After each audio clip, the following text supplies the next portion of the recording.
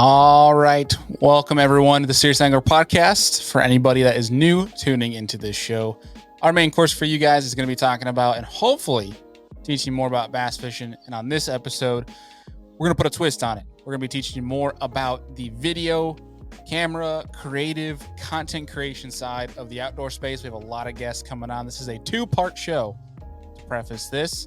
But this show, of course, does not come without a distraction or 10 here and there. So note that we do go on that in this show. Many rabbit holes and tangents with our guests. So whether you're here to learn or just hang out, you guys are in the right spot.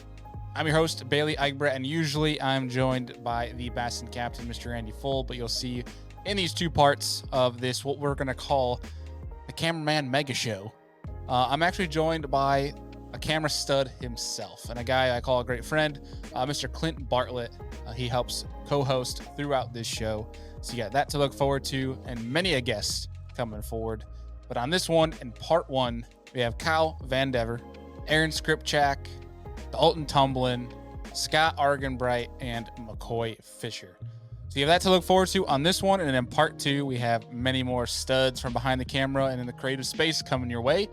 Even if you have no interest in running any cameras, being on social media, in the creative space, there are some really cool stories and notes to take from this episode. So I hope you stick around. It's going to be a great one. So let's get into it.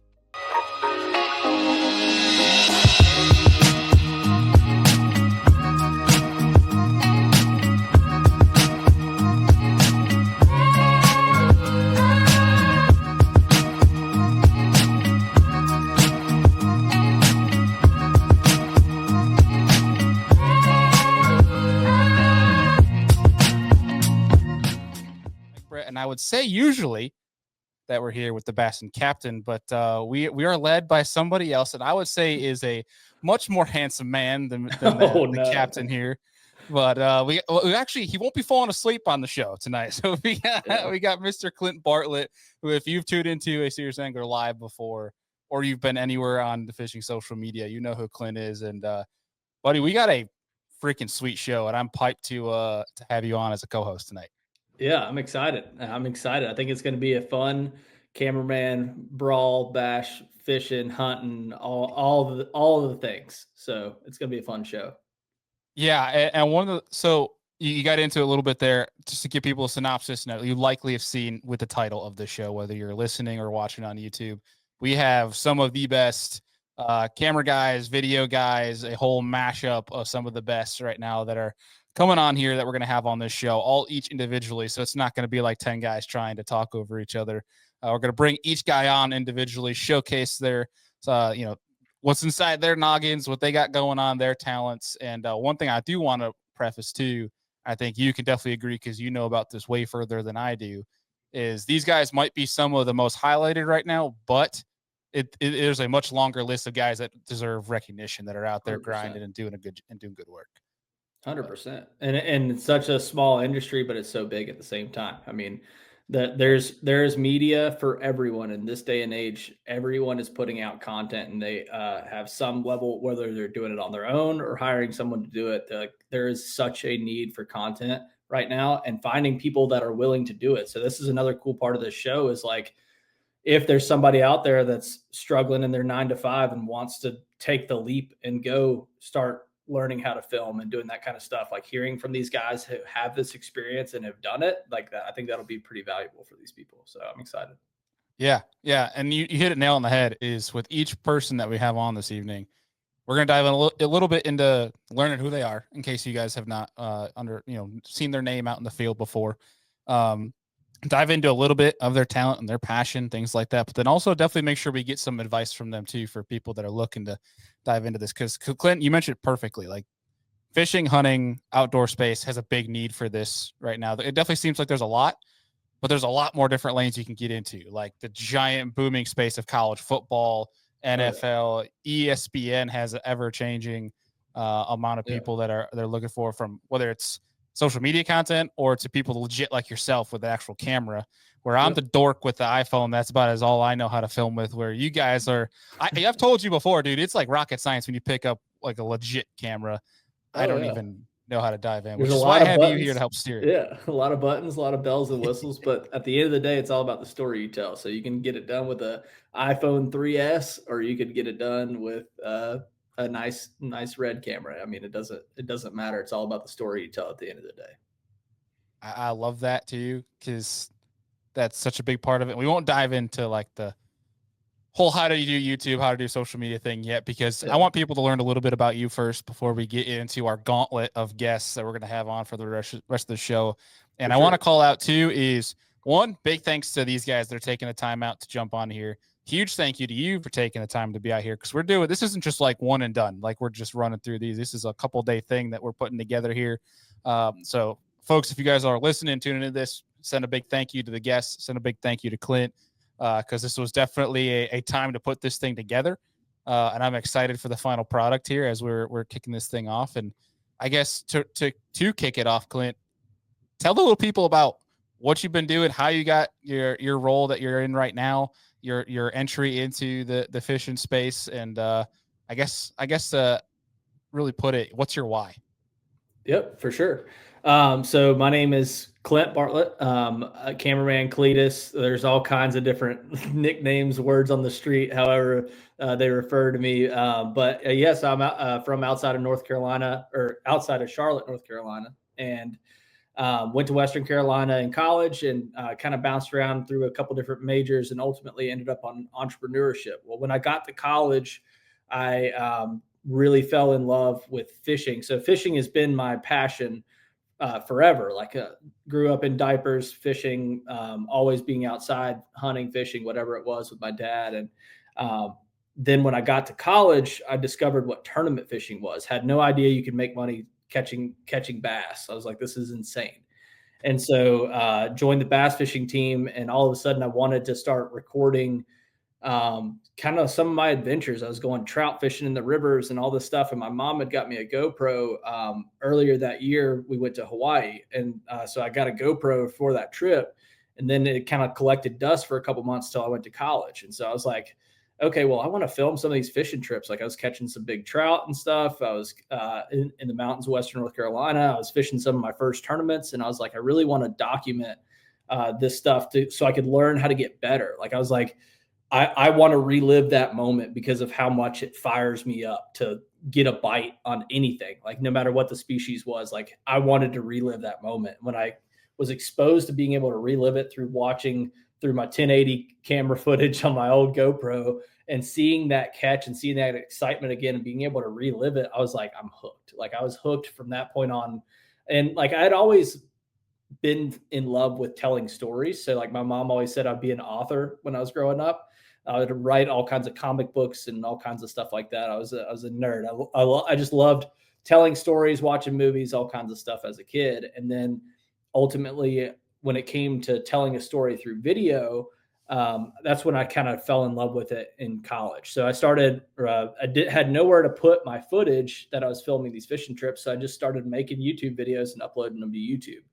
And so through college, I was starting to learn like, okay, well, I want to make these YouTube videos better. I was watching guys like John B. Like that was a huge inspiration when I was senior in high school, freshman in college. I started watching his fishing videos, and I thought like, I was like, this is really cool. This guy's capturing it, but he's showing it in a different perspective. Like he's pulling not just the POV stuff, but he's shooting the B-roll. He's telling the stories, establishing the foreground, like establishing what's going on. Like it was like a whole more story aspect than just somebody with a GoPro for a fishing trip. And so I wanted to be more like that, have the B-roll, have the whole story being told. So I had to get a camera. And so I asked my mom, I was like, hey, I want to get this camera. Can you go halfway with me on it and figure it out from there? So I ended up, she gave me some money to help pay for the camera. And then I was like, okay, well, I got to pay my half. And I was like, I don't know how I'm going to do this yet. And I was like, I'll pay you back in like a month.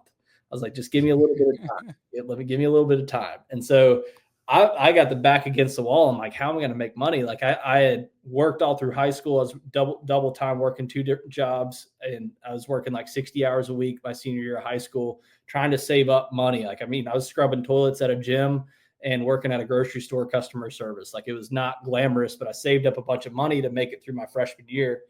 And ultimately at the end of the day, I was like, I didn't want to have to work my freshman year. Well, had to work, had to figure something out. So I found a local realtor, started filming some real estate with the camera. I had no idea what I was doing. I was YouTube certified, trying to figure out all the camera settings and all that stuff. Love that. And started I was like, hey, let me shoot. I'll shoot a house for free for you, and I'll make a video. So I shot the house, took photos. Like I told her I was only going to shoot video, and like I was always taught, like under promise and over deliver. So I gave her a whole full package for free, and like drove out, and she was like, okay, I want you to do this again, but I want to pay you. And I was like, okay. And so my next job was $500, and I paid my mom back that $500 right after that job and paid off my camera. And I was like, okay, I'm hooked now. I was like, I can make money doing this. And then long story short, got my drone license back before anybody, like that was back in Western North Carolina when they were still shooting them out of the sky because they didn't know what they were. I think they're still shooting them out of the sky. You seen that Florida man deal? Yeah, that's really true. And so got a drone license. It was a Mavic Pro, the first one. And I thought it was cool that I kind of skipped the Phantom stage of the big giant white Phantoms and everything. I kind of skipped that and went to the more compact, which is more my style anyway. And then bounced around, did real estate, weddings all through college, worked for a guy named Paul Bork, had a production company called Drift Media Productions. And that's what gave me the taste of the actual fishing industry. So I've been filming stuff on my own and doing all this stuff, but Paul was doing all these big time shoots, TV shows, fin chasers, all kinds of different stuff with Discovery, traveling all over. We shot a couple episodes of Meat Eaters Das Boat back in 2020. And that's what really got my start into the real taste of the industry. And then, so we started with Black Rifle Coffee Company, started the fishing division over there. So me and Paul kind of teamed up, and I was basically the coffee gypsy that took photos and videos. So I would make coffee at like 1:30 in the morning. I'd go to an Elite Series tournament. I'd serve the coffee in the morning, and then I'd pop up a tent, and we'd have like a truck and boat, and I'd go out in the boat, shoot photos of our anglers and stuff during the day, come back, set up coffee, rinse and repeat for all the elites and the opens from 2020 to 2022. That's how I really got to meet a lot of people in the industry, bouncing around, still doing a lot of side work with the camera stuff. While I was doing that, like a Black Rifle was never full-time, but it was just like kind of like one of my main gigs that I was doing at the time. And that kind of allowed me to bounce around and do some more camera stuff. But generally started doing that, started my own business in 2022, just freelancing full time, and then bounced around a couple different clients, got a lot of battle scars along the way, met a lot of great people along the way, but just really learning how to navigate the industry and all that fun stuff. And my why is I want to tell the story at the end of the day, and I want to leave the world a better place at the end of each day, not just in my lifetime. I want to make sure that I did something every single day to make somebody's day a little bit better.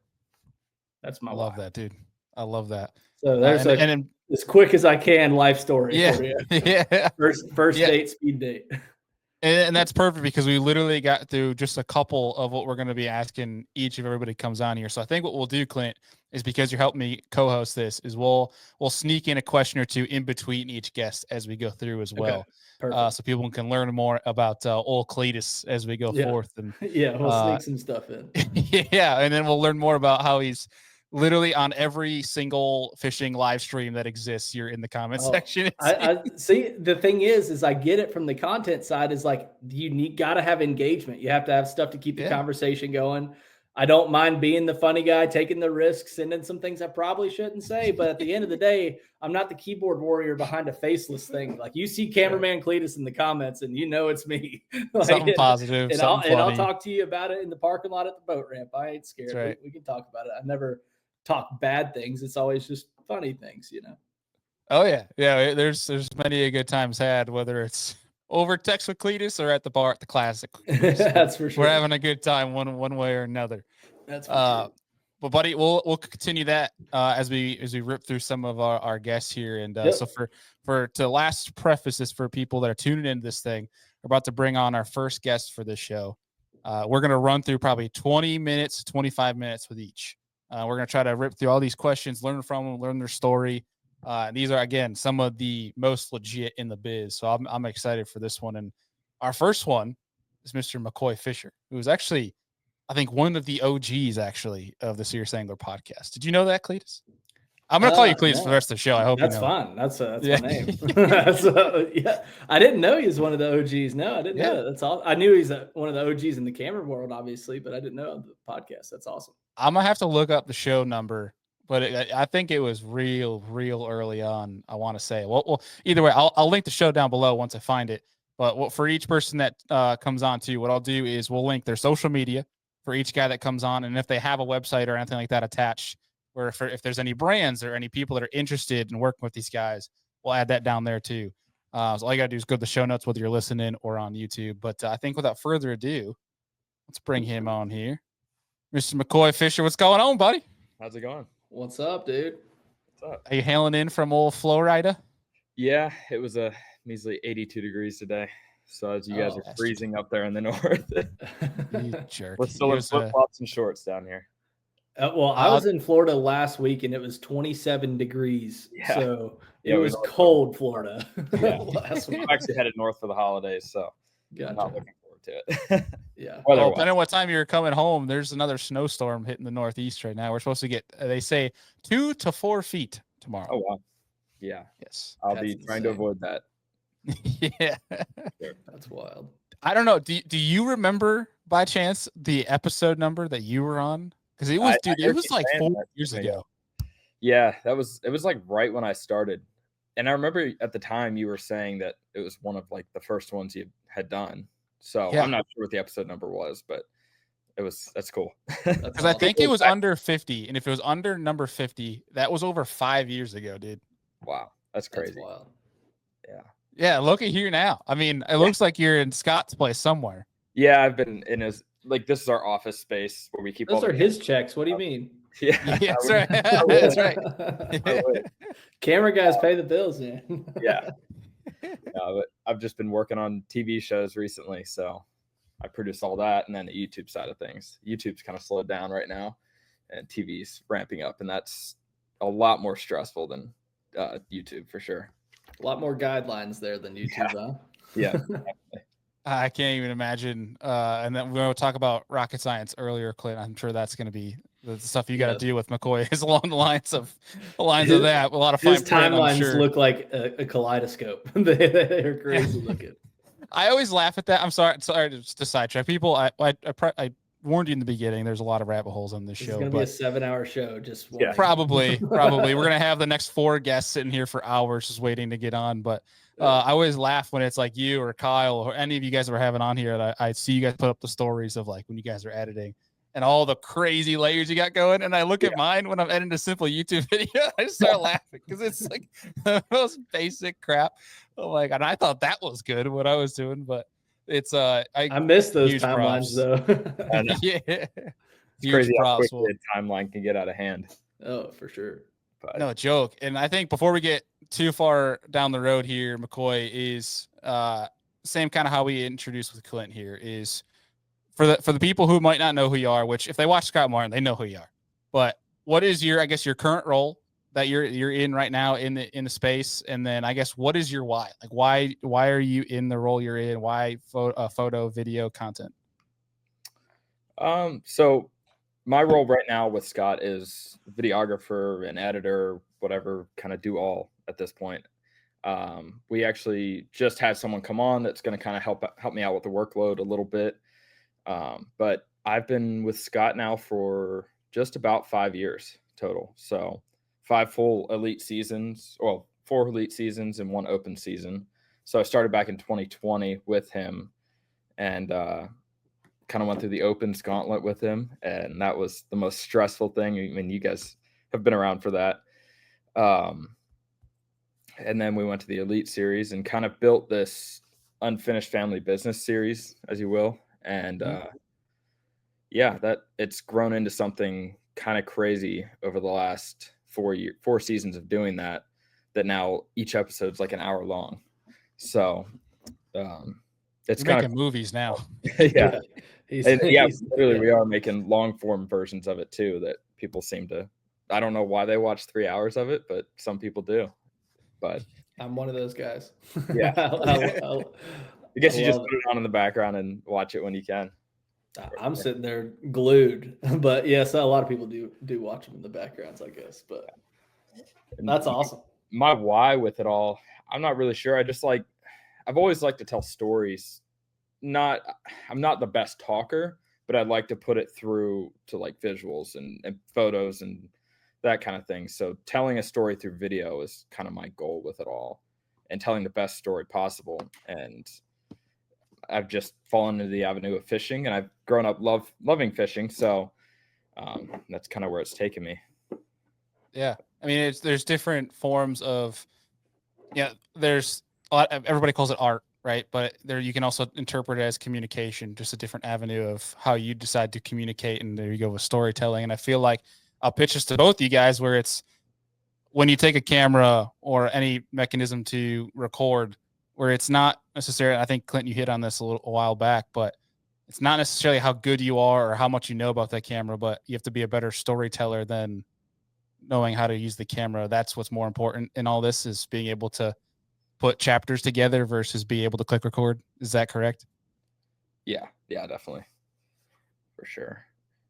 Clint, would you agree on that too? Oh yeah, for sure. I mean, it's all about like how I could go hand anybody. I could give them a 8-hour crash course on how to use the coolest camera in the world, and then I could go give any of the people we're going to have on the show. I could go give McCoy an iPhone, and who's going to tell a better story at the end of the day?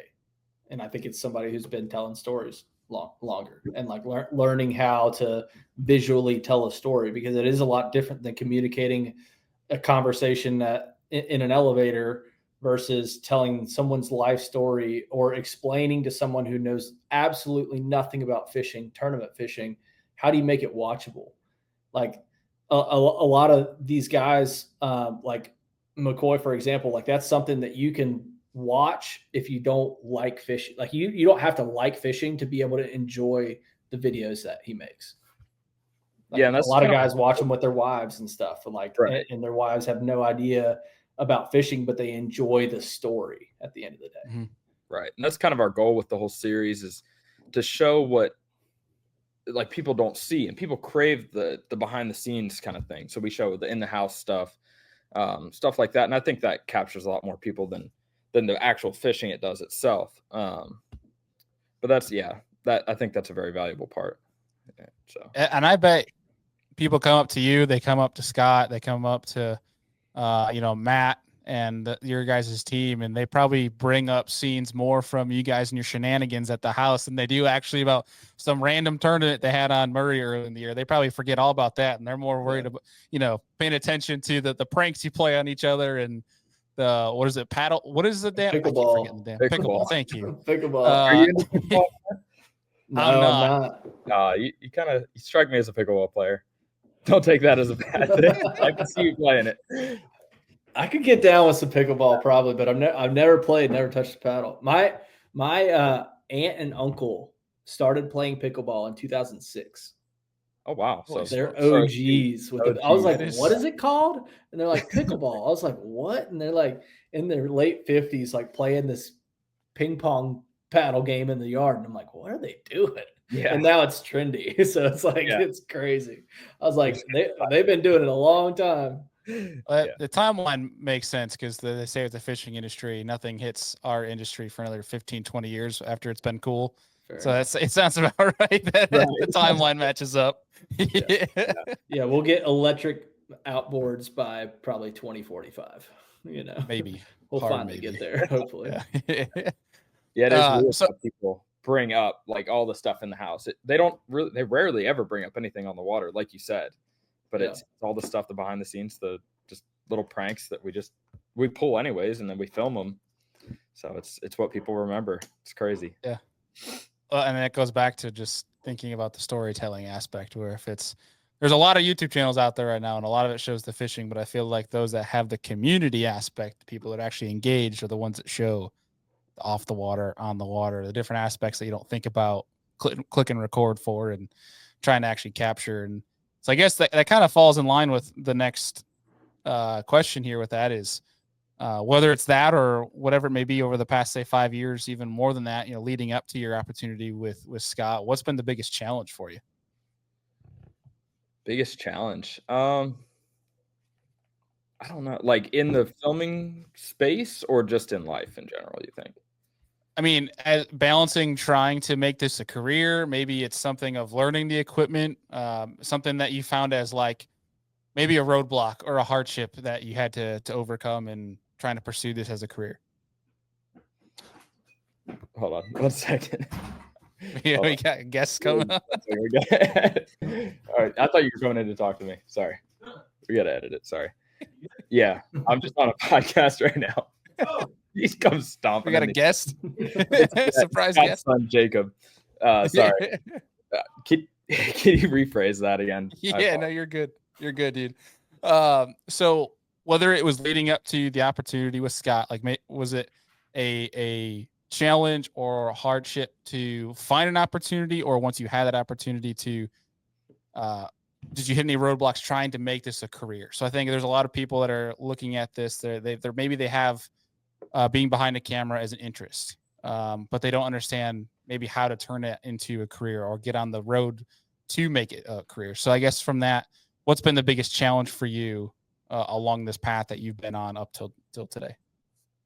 It was probably the biggest challenge was probably learning all the equipment inside and out and learning the editing software so I could become the most efficient that I can be to basically get the videos out as quick as possible, as well as learning new skills to make them better every video.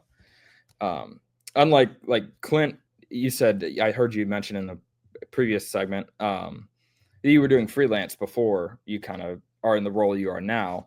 Mhm. I was never I never looked at it as like, oh, I want to make a career out of this. I kind of got the opportunity right after I dropped out of college, actually. And I was just really interested in videos and cameras and stuff like that. So I had my own little YouTube channel just doing fishing stuff. And just kind of got the opportunity. And I was like, yeah, I'll take it and see where it goes. I get to work in the fishing industry and work with filming. And sorry. And it just, I don't know. Kind of I heard that, ESPN. Yeah.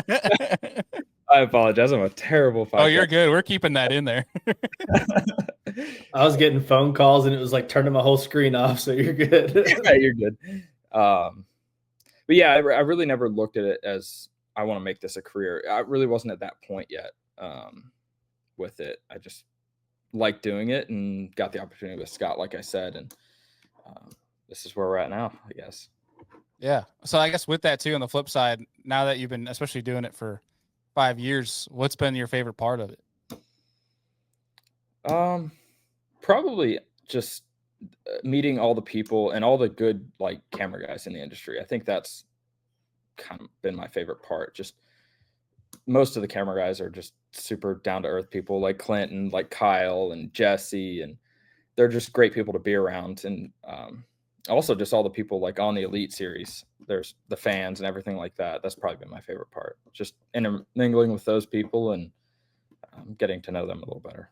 It's been great. The fishing carnies, like it's on the road. It is like a carnival, right? Like we're like the traveling circus, I feel like, out there, but it is a really cool community of people. And it's like, we're all like-minded individuals. We all have like a passion for whether it be videos or fishing or whatever. We all have that hobby that like literally drives us and motivates us every day. So I think that's why we're able to get along so well. Whereas like you're next to a guy at a football game, like you don't have as much in common of a drive or mindset as you do as you're in the stands at a weigh-in. Like you guys get it, like it's kind of cool. And we all have the same hardships too. Like we all know sure. the early mornings and the late nights editing. Yeah. So we can travel, weather, cold, hot.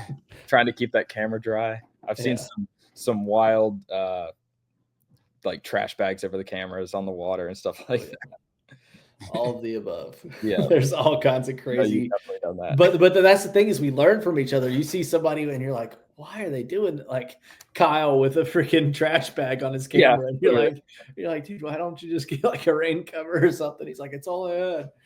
Yeah. But and that's the thing is you're faced with adversity every single day. You either have like a memory card that you forgot to format and you don't want to lose the footage and you already started recording one clip and you can't like get rid of it, or you have batteries that didn't charge, or something's not working, or something corrupts. Like there's always adversity, whether it be the weather, the situation, the fish aren't biting. Like the thing is bass fishing, I feel like, is one of the hardest things in the world to film because the bites are so few and far between. It can be really tough. And if you miss the shot, you miss the film. Like it's like if you don't get that shot and then you don't, like they only get 5 bites a day and you miss 1 or 2 of them, like that's a lot. Like that's a lot of things missed. Like if you click record and your screen just turns off, I've had that happen before where I'm sitting there recording and all of a sudden the camera just shuts off, plenty of battery, everything. And it's like dealing with that adversity and learning how to have multiple plans and backups for backups for backups. Like I can't tell you how many cables and cords I have everywhere just in case one goes bad, or memory cards, all that stuff. But yeah, it's a fun journey for sure. Kind of going back to the last question, I was thinking of something as you were saying that. Yeah.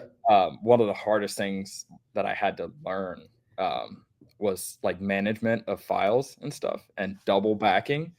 Yeah. I've had 2 instances where I've lost an entire tournament, and that was trying to tell Scott that it was not fun. Yeah. It was yeah. I learned that lesson the hard way. Now we use SSDs and backup on big HDD drives, so we're all good. And we're actually kind of looking into Jacob, Scott's son, is going to help us out with some like server stuff so we can access files anywhere, which would be really cool. That would be sweet. Yeah. That feeling when you the oh shit moment when you realize, dude, that had to feel horrible. I couldn't even imagine. That makes me hurt just thinking about that right now. Yeah. Or like if you have, I've had it happen with bad audio and stuff, like to where it's like I didn't monitor audio on something and it's like, or it's like that little like loose connection sound or whatever, and you're sitting there like, how do I fix? Like I don't know how to fix this. Like, you just have AI voicing over now. Yeah, no, sure. Yeah, now we have AI, which is great. But the day-to-day things, there's always something going wrong. For sure. Well, and that's perfect segue to the next question for you, and that is favorite story of from the water or on the road, maybe something that went wrong, or maybe something that was just purely funny, whatever first comes to mind that's memorable in your tenure so far with Scott. Favorite story, man, I might have to think about this one for a while. I don't know. There's not one that kind of pops up on the top of my head. We can come back to it if you want. Favorite memory would definitely be being here for him winning the Open. That was definitely like super cool. Just all the build up to it and to see him actually win one here in front of his family right here in Clewiston was super awesome. That was a cool tournament. That was a cool experience for sure. I'm glad I was able to be there. I mean, obviously I wasn't there like you were, but I mean, you got to see him catch some bigs too. That's pretty awesome. That's crazy. So that's definitely one of the favorite memories. Story-wise, we're going to have to revisit that. Let me think on that a little bit. You're good. So much that goes on that I just don't want to say the wrong thing and that kind of thing. Well, we're not live, so worst case scenario, we just cut it in and it's not in here. But that's true. I guess we can come back and try to revisit it. So the last question that we have for you and that we're going to ask each of you guys that are on this is, for somebody that is, whether it's fishing industry or sports or something completely different, they want to at least get in this line of work, being behind a camera, in that creative space, storytelling. What is one piece of advice that you'd have for somebody that's looking to get into that?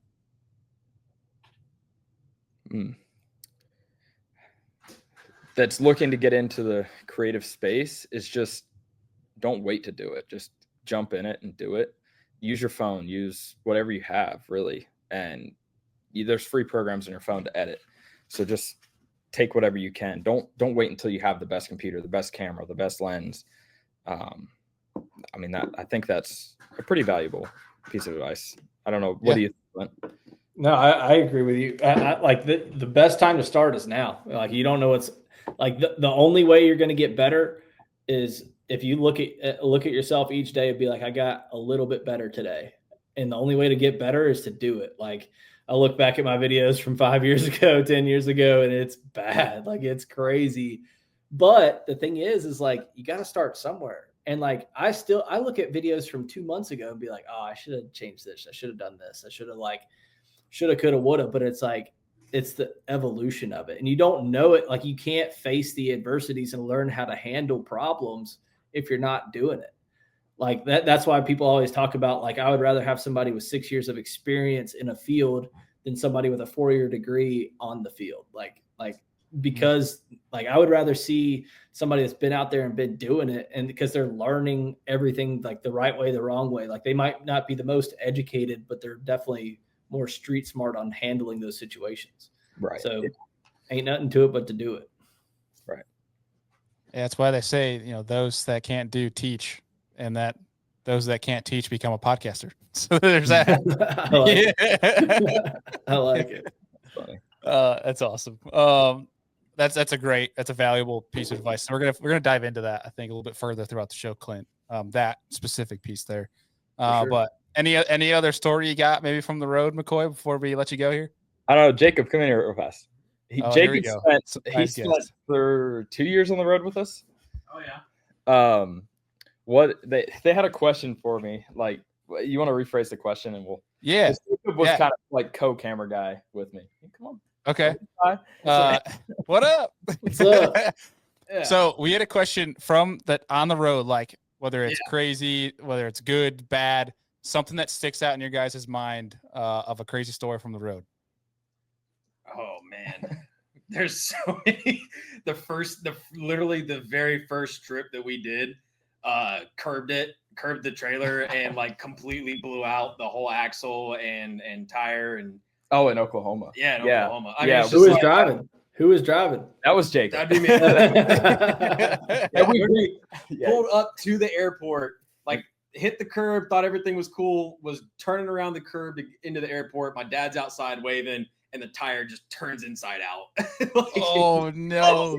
It just shredded. Yeah, it was crazy. Shredded it. I forgot about that one. I mean, how many stories like that are? I know there? that's just so many. Like, spend enough time on the road and just crazy stuff happens. Right. That's awesome. Well, I will say the one asterisk on that's nice is at least it's his son did it, not you, McCoy, or you just lost or whole tournament footage. That's one thing.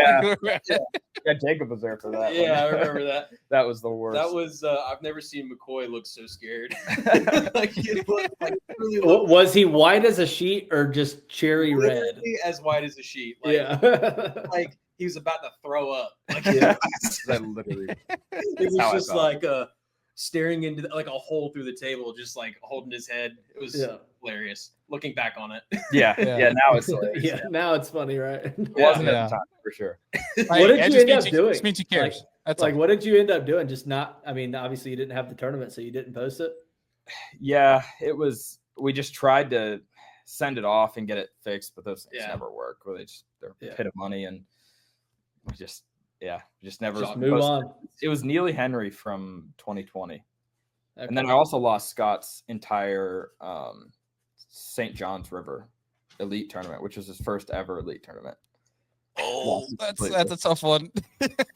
But that one, the hard drive just corrupted. The first one at Neely Henry, I dropped it off a table. One of those old HDD drives. Yeah. Oh no. Work off of those. You could hear the discs just kind of rattling around. It's so bad. But Oof. yeah, there's just so many memories on the road.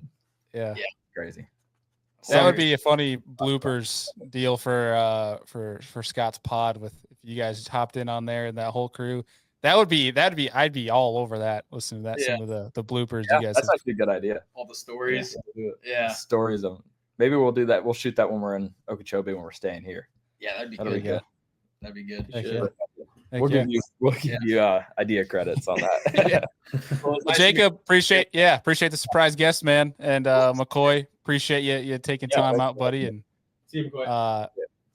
Like we told everybody, we'll have social links and where everybody can find you down below, so they can come follow along and reach out, dude. But appreciate the time. Yeah, thanks for having me. I appreciate it. All right, buddy. Coming on, dude. All right. See ya. See you, McCoy. Dude, I couldn't. What do you think is worse, blowing out a trailer tire or losing a whole tournament footage? I would definitely say the tournament footage 100%, especially That's if he gotta already hurt. paid you for it. Like Yeah. that's gotta be a dicey situation. At least his reaction though was good though, and the fact that at least shows he cares. You know, Yeah. because if he And wasn't getting like sick over it, you know, that's not his fault. Like knocking a hard drive off a table is a lot different than accidentally deleting it or formatting it or something like that. Like Yeah. that's not near as bad in my eyes of like, dude, it fell off a table. Like you control the controllables. You can't really control like that's something so random. But yeah. poor guy. Yeah, you That's chalk all that up to all I just gotta shit say. happens. That's all. Yep. That's all you can say on that one. 100%. That's awesome. Well, we are already got our next guest lined up here. We got Already. Mr. Scott Good. Argenbright, as he claims himself as Scooter. Is his name tag in here? We'll bring him on here. Scott, what's going on, brother? Oh yeah. No, I wore this for you, Clint. Oh, hey, I appreciate it. I see it now. I like it. All I don't for know if you. you actually got into that, Clint. Like your Oh actual. yeah, current I kind of was like life story up until 2022, but yeah. So I now run the social media and do video coverage for Yamaha outboards, and I'm based out of Woodstock, Georgia now. So Nice. running around with Yamaha, filming stuff, going to elites, classics, boat shows, all the fun stuff. So that's where we're at, and we get to work alongside guys like Scott and everybody else in the carnies that go to these events, and we all go out and have a good time. You like that term, the carnies? Like, I'm It with kind of that. feels like carnies a little bit, actually. Like, I mean, it's such a mismatched group of people, right? Like you got all the anglers, but then you've got like everybody, like the events guys, and then you have like the random booths that randomly show up at every event. It's a carnival. Yeah. Well, so for folks that are tuning in, if you've been to a classic launch, an elite event, or chances are you likely follow him on social media. But if you see this giant, jacked, ripped out of his mind dude with the camera, that's Scott or Scooter here. But Scott, for the folks tuning in, introduce yourself a little bit. You know what your role is in the industry, and then kind of give your why, like why you're doing what you do, why the passion. sure. So I shoot for several different anglers. Carl Jochimson and Gerald Swindle are probably the two main ones. And then in addition to that, I'm shooting for Yamaha, Toyota, Costa. So short form content, reels, stuff like that. And that's kind of what I do. So at the elite events, and then outside of that, I'm doing my own content for my own, companies and sponsors and things like that. So that's kind of my role. What was the other part of the question again? What was that? Yeah, more of just like your why, like what the passion that you have for all this stuff. So my why is I grew up between Florida and northern Wisconsin. So as a kid, it was baseball and fishing. So I had a huge passion for baseball, obviously like college baseball, whatever, all of it. And when I was done with that, I still had the fishing thing, bass fishing, as the other true love of my life. So obviously I got a degree. I went and worked business sales and all those things and did all right, but it was a grind. And my why is I was like, I love fishing. How do I get into fishing? So I fished tournaments. I did that deal too. And I thought that was going to kind of be my lane. But I got a camera in my hand and it just clicked for me. I became addicted to it, and the passion for learning it and just getting better and getting better and getting better really is what just kind of took me over. So the tournament thing fell by the wayside. I worked for 13 Fishing for 2.5 years, doing social media and wearing a lot of hats, customer service, all the stuff. But really, it was the camera work and telling stories, capturing content that really is why I'm doing it. So Yeah. So I gotta ask, between Wisconsin and Florida, were you snowbirds or you were at one point in Florida and one point in Wisconsin? I'm curious. yeah, so I think I was 7 or 8 to my parents, whatever, split up. And then my stepdad was in an accident, a motorcycle accident. And we ended up going down to Florida in the winter because it didn't work for him. And I was like 8, I think I was 9. So we moved to Florida, but then my family farm and everything was still up north, and we had a cabin. So I just went up there every summer. So I've been a snowbird since I was like 10. So That's awesome. I went to college in Minnesota, so I've kind of been back and forth, but I really had the best of both worlds. I mean, I was fishing largemouth in Florida growing up, and then I'd go up north and catch the smallies. So that was a well-rounded angler right there, being able to do both like that and flip-flop, and you don't get tired of one or the other too when you're right. And that was why I felt that I could be a really good tournament angler, a dangerous tournament angler. So that was kind of the roots of that, of me thinking I could do that. So now you're the guy that's shooting all the content, and if they just need an emergency, somebody to go catch a fish, you're like, I got this. We're good. Yeah, there's definitely a balance. There's definitely a balance, because I think a lot of the other guys, they don't fish as much. So for me, it's like Carl will be doing things, or Gerald, or whoever it is, and I want to like say something, or like, I have my own opinion, and that's where Carl sometimes he'll be like, no, mate, no. Like, and it makes it tough too, because you're like, I'd go flip that lay down, and it's like you can't say it as a camera guy, but sometimes you do, and it's like finding that balance. And that's what's like, it's huge, like all about the people you work with. Like you have to find that relationship to where you can actually be able to have those conversations, because I've had it pay off to where I'm like, I don't know, dude, you should just flip that bank, like that tree down there, and then boom, they catch a 5-pounder. It looks glorious and everything is great. Or they're like, Cletus, you're an idiot. Like, I know what I'm doing. So definitely a balance there somewhere. Right. I think it's an interesting dynamic, like for the guys that do fish and kind of there aren't very many, but there's definitely a balance, because I think when I post or when I do a video like of me fishing, it's like, do you think that you're the pro? Like, and that's what Carl and I talk about too. And it's like, no, I'm just kind of sharing like what I think works and my opinion on things. And I do have somewhat of a background. So well, and I think too, just to preface and save the pros that we're talking about here, as well as we're talking about fun fishing and filming, not tournament situations, because obviously not allowed to get information or anything like that. So that's right. I definitely see where you're coming from that point. And I can't even imagine from your guys' standpoint, when you're tasked with, say, you're going out with Carl and you're filming for the day, of the urge, like especially when a bite's going down, where you got to be picking up that camera and not pick up a rod. Like, so Nick Dumke, there's been a few boys that have been on the show in Serious Angler that work for Wire to Fish. And that is the most impressed I have been in a very long time. Is some of the guys that are Wired to Fish, they will literally refuse. They won't even buy a license on some of the trips we put together for brands in the past couple of years, because they are so dedicated to filming, where it's like, I don't know how you guys do it. Because I as soon as a bite going down, there's no filming being done for me. I'm picking up a rod whether you like it or not. So I don't know how you guys, like you said, it's a balance, man. That's a very difficult one. I feel like it's to find. Right. It's super interesting, and I think Clint, you've probably experienced this too. Is like after the tournament's over, then we love to fish, and like a lot of the times I'll have my boat there, like because I'm doing boat to boat with Carl, and I'll be like, dude, can I just, and he'll be like, yeah, man, go ahead. So then I'll go there the day after, whatever, and just fish it for fun. And so it's cool. And it's really cool as an angler to see, what they're doing and what they do different, and to learn too. So it's for me, it's a dream just doing what I'm doing. So it's super cool. Yeah.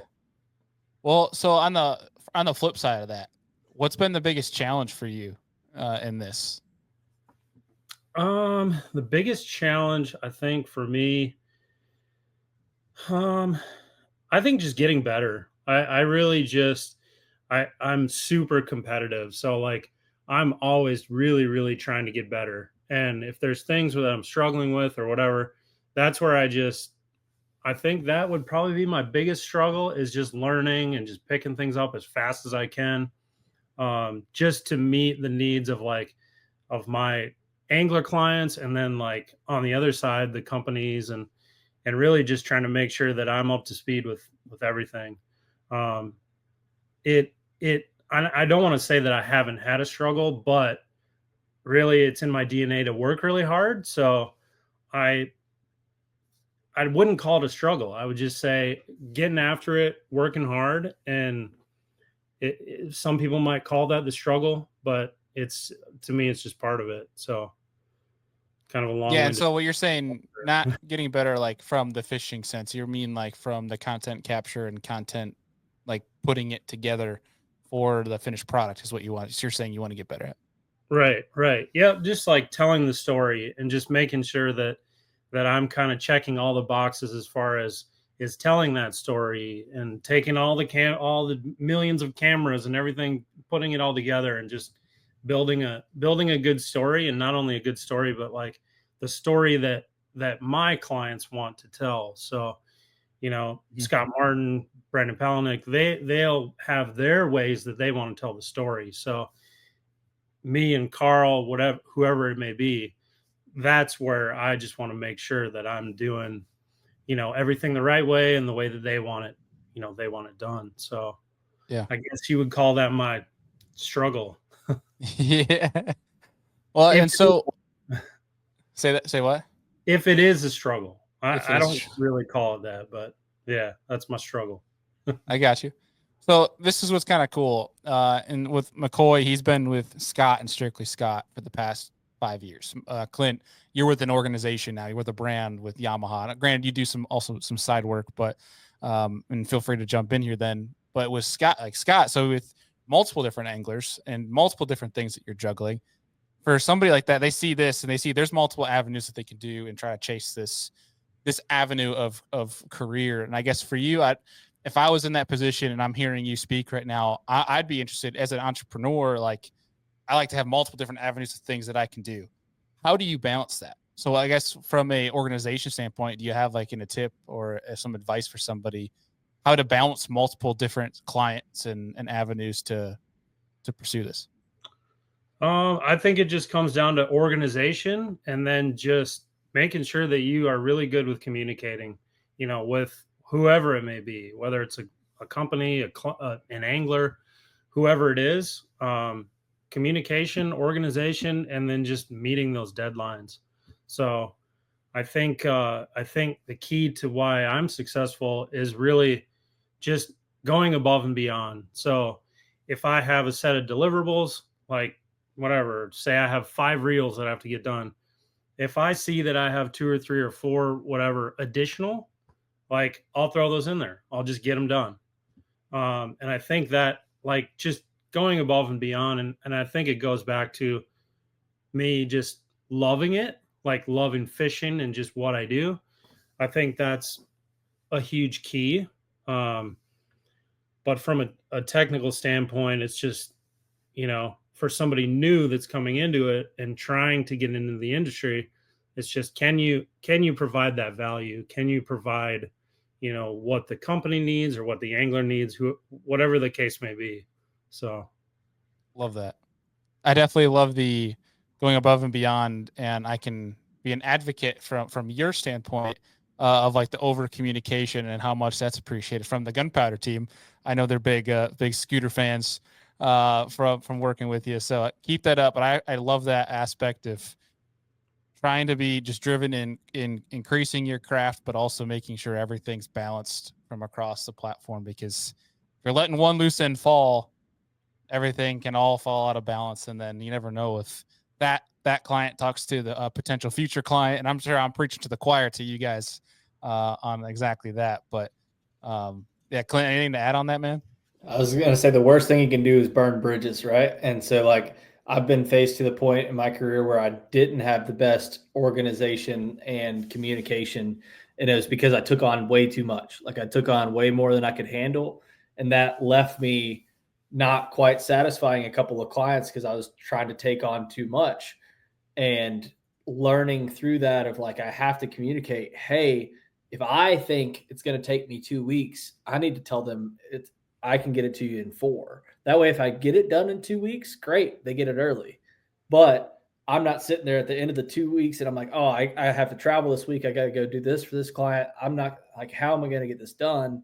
Like having that open line of communication, I think is definitely huge. And you have to work hard. You have to be willing to not go out and party on Friday nights and Saturday nights, stay up late and edit. And like, you have to be able to dedicate your life to that, like to the grind of it. And I think the grind or the struggle is not just one thing or the other. I think it's just learning how to deal with adversity and how do you use that to fuel your fire and still tell the stories that you want to tell, still put all of your effort into them. How do you spread you telling stories for one client versus another client and stay diverse enough to where it's all fresh? Like there's a lot of different moving parts. And the travel aspect, like you have to be able to travel. And like, I think Scoot is a great example of somebody who's maintained a good physical health throughout of like being like not only the most jacked guy at the elites, but I mean, when you take care of yourself, like I was a big fat boy a couple years ago, like after heart surgery, like things were crazy. And like, I was finding myself holding the camera, getting tired, my back hurts, all this stuff. But like when you're in better physical shape, like I'm not anything crazy now, but I've been back in the gym for over a year and a half, like getting my life back, losing some weight, feeling better about life. And like, I feel so much more energy. Like you have to have that energy, and being able to stay physically fit helps you stay mentally fit to ultimately get through it at the end of the day. So I admire you for that. Like you're definitely one of the inspirations I've had along the way of like staying physically fit to help the mental health and everything along the way. That's a whole other conversation, but Yeah, for sure. From what I've seen with you though too is, and it's this simple. Like a lot of my buddies and people that, don't really work out, we all have our high school buddies and our college buddies and all those guys. And they're like, man, I got a bunch of kids and I got this and that.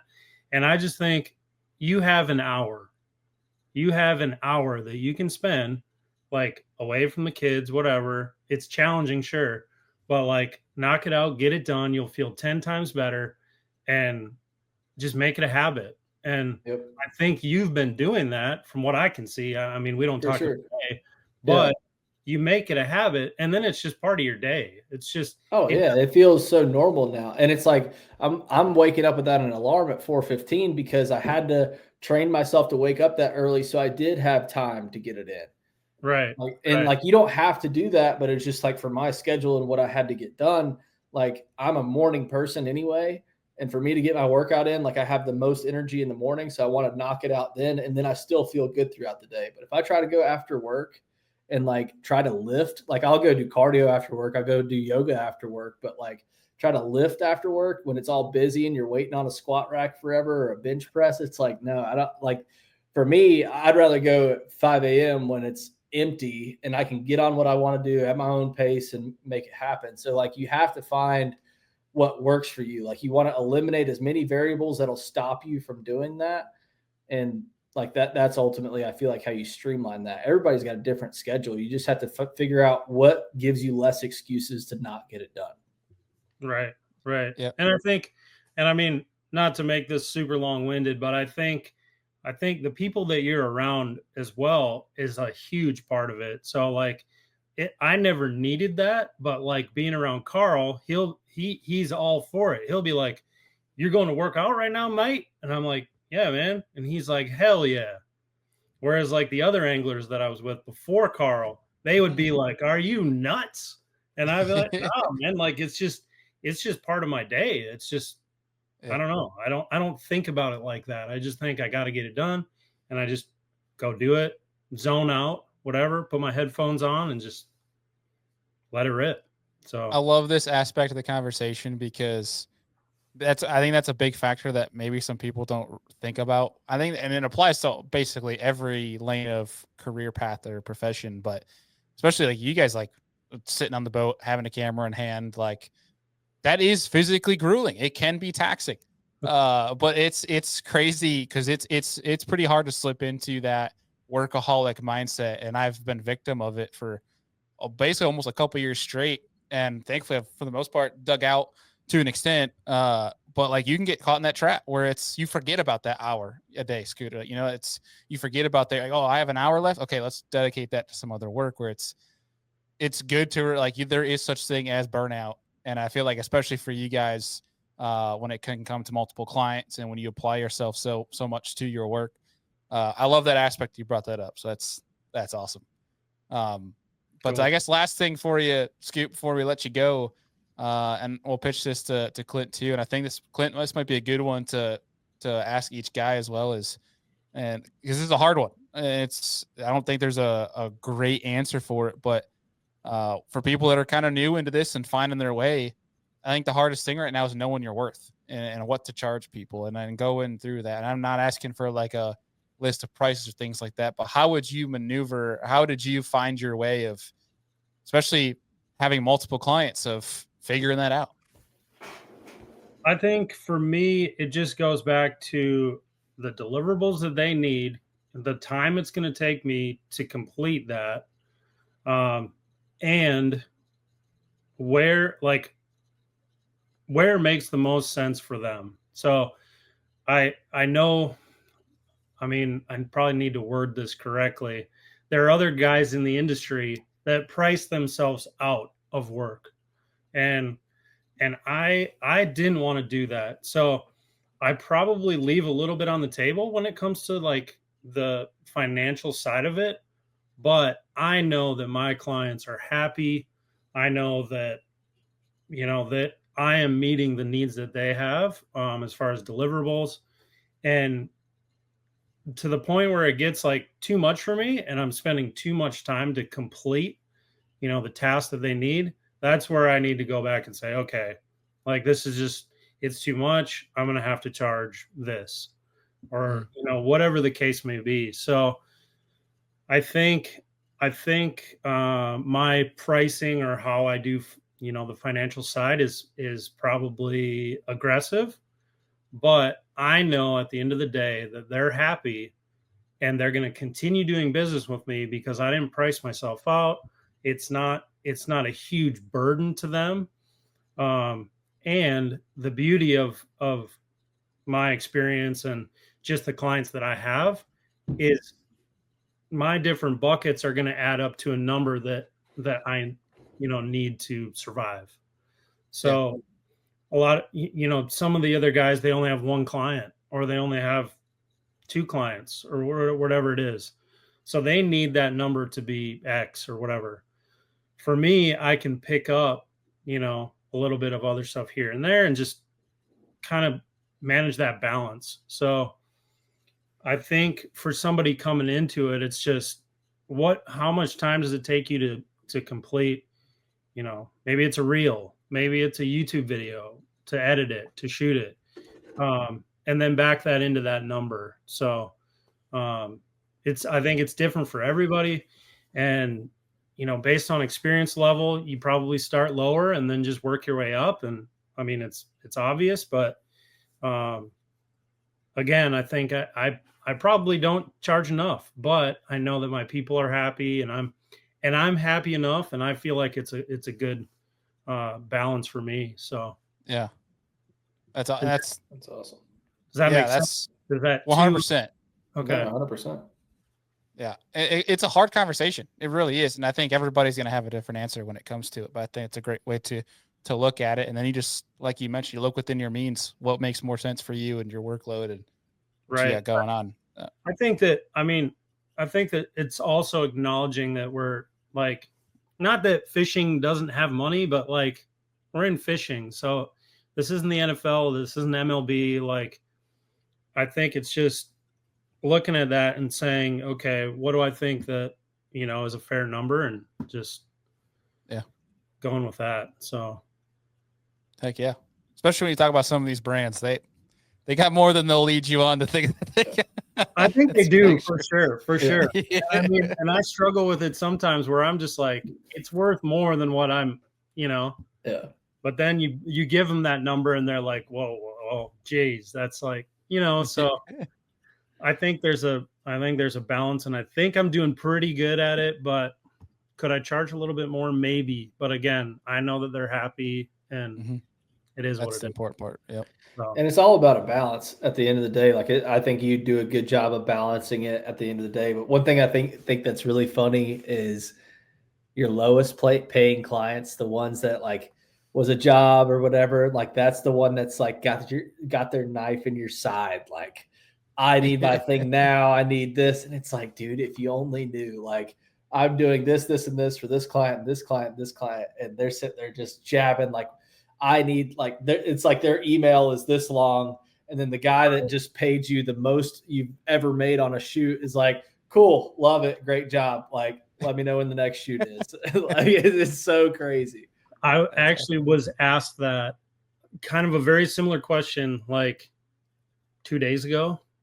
Like, do the other companies handle it this way, or do you have to like keep going back into editing and back into it? And I'm like, no, like they have a plan and they give me the plan and I carry it out and it's over. And they were like, really?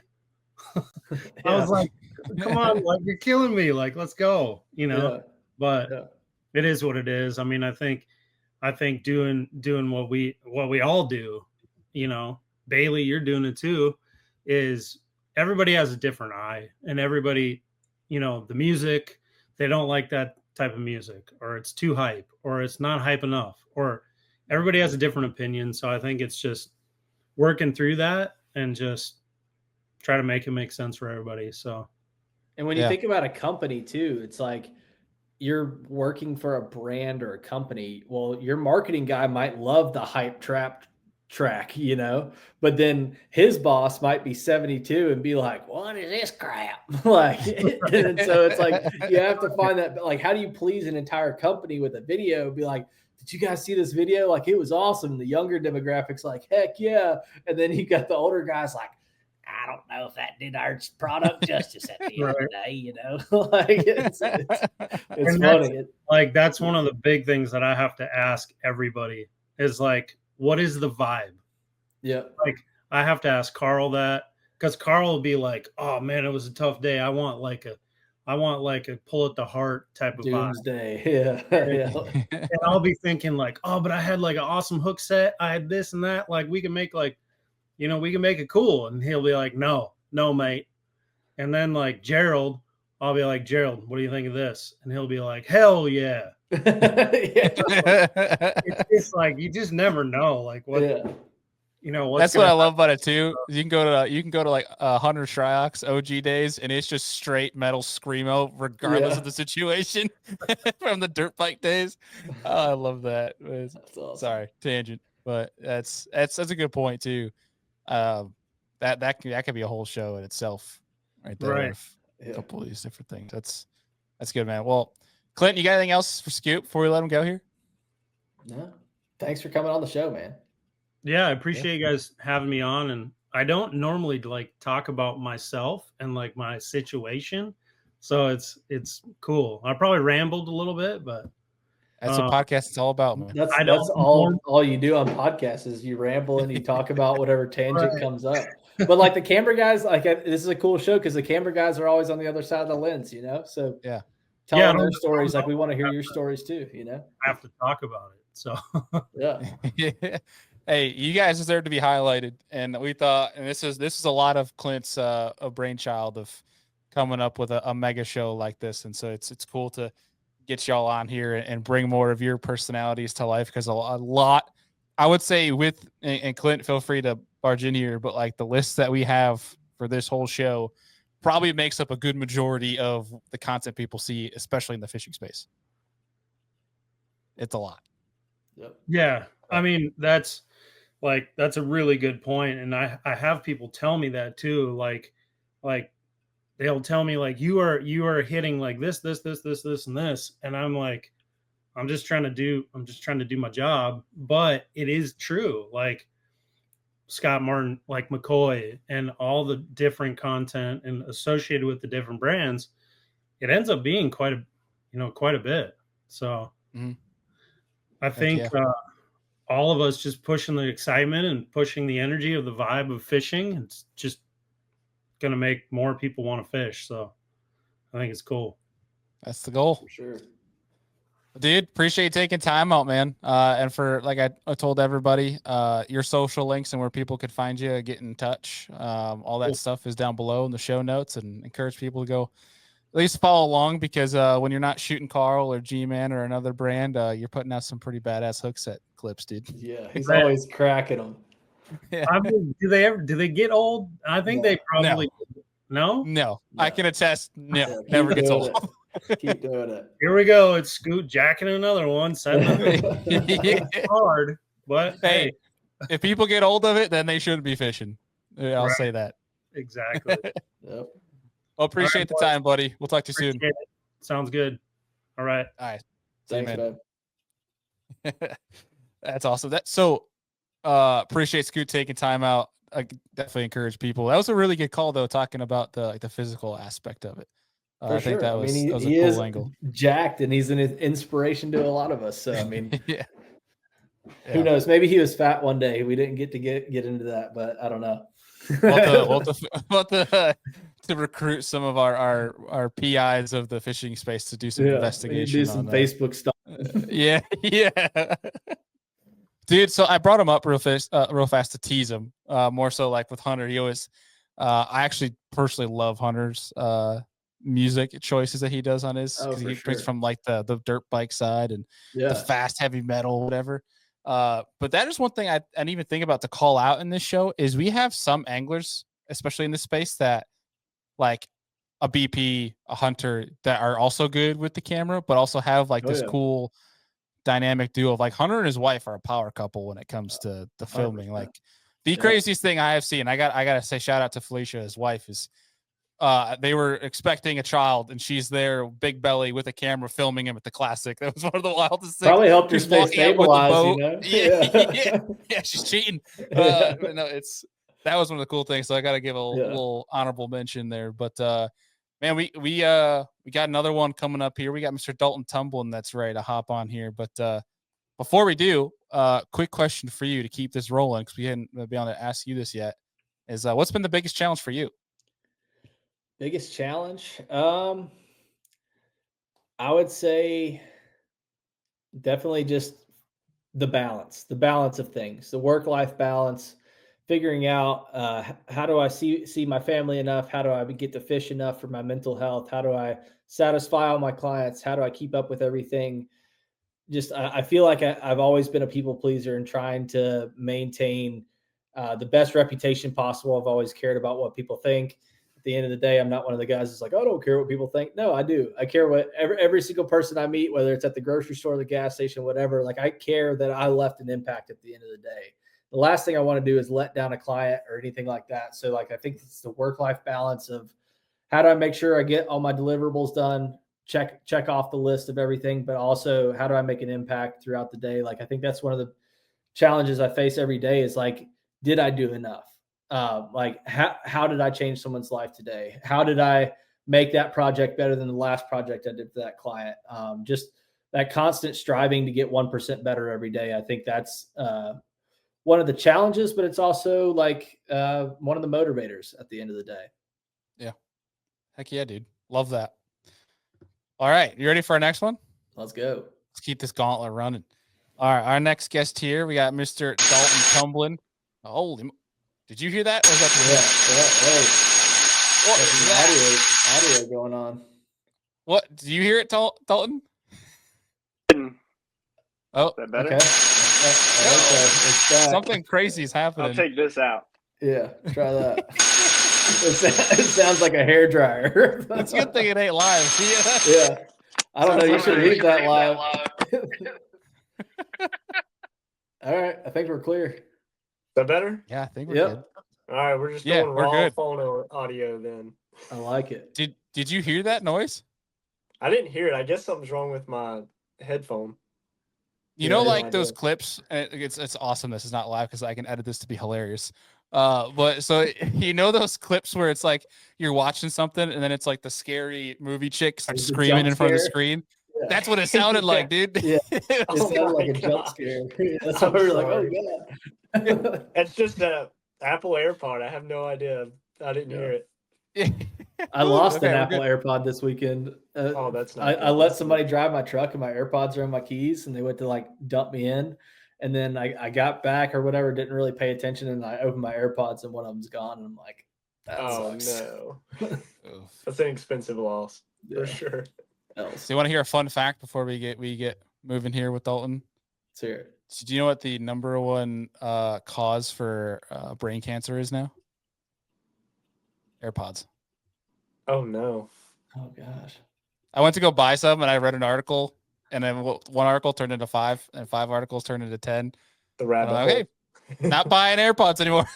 So wonder now what I it got That might is. be the last time I use them too. I think it's Yeah. because it's the such close contact to your ears with the Bluetooth. Right. Because I they can hear see that it. like, I mean, it's weird, but like people like that have their phone too close to their crotch, they get testicular cancer. Yeah. I can see it, same- dude. Yeah, I believe Yeah. it. I've been petrified. I told my wife she's done with AirPods now. I'm like, you ain't Yeah. getting that.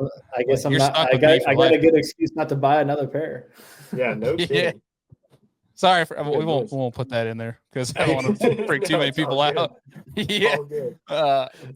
Well, dude, one, it's good to get you on here, man, because seeing your stuff and your work everywhere. When I was working with Clint on who we needed to have on this show, you're one of the first names he brought up, and man. obviously for good reason.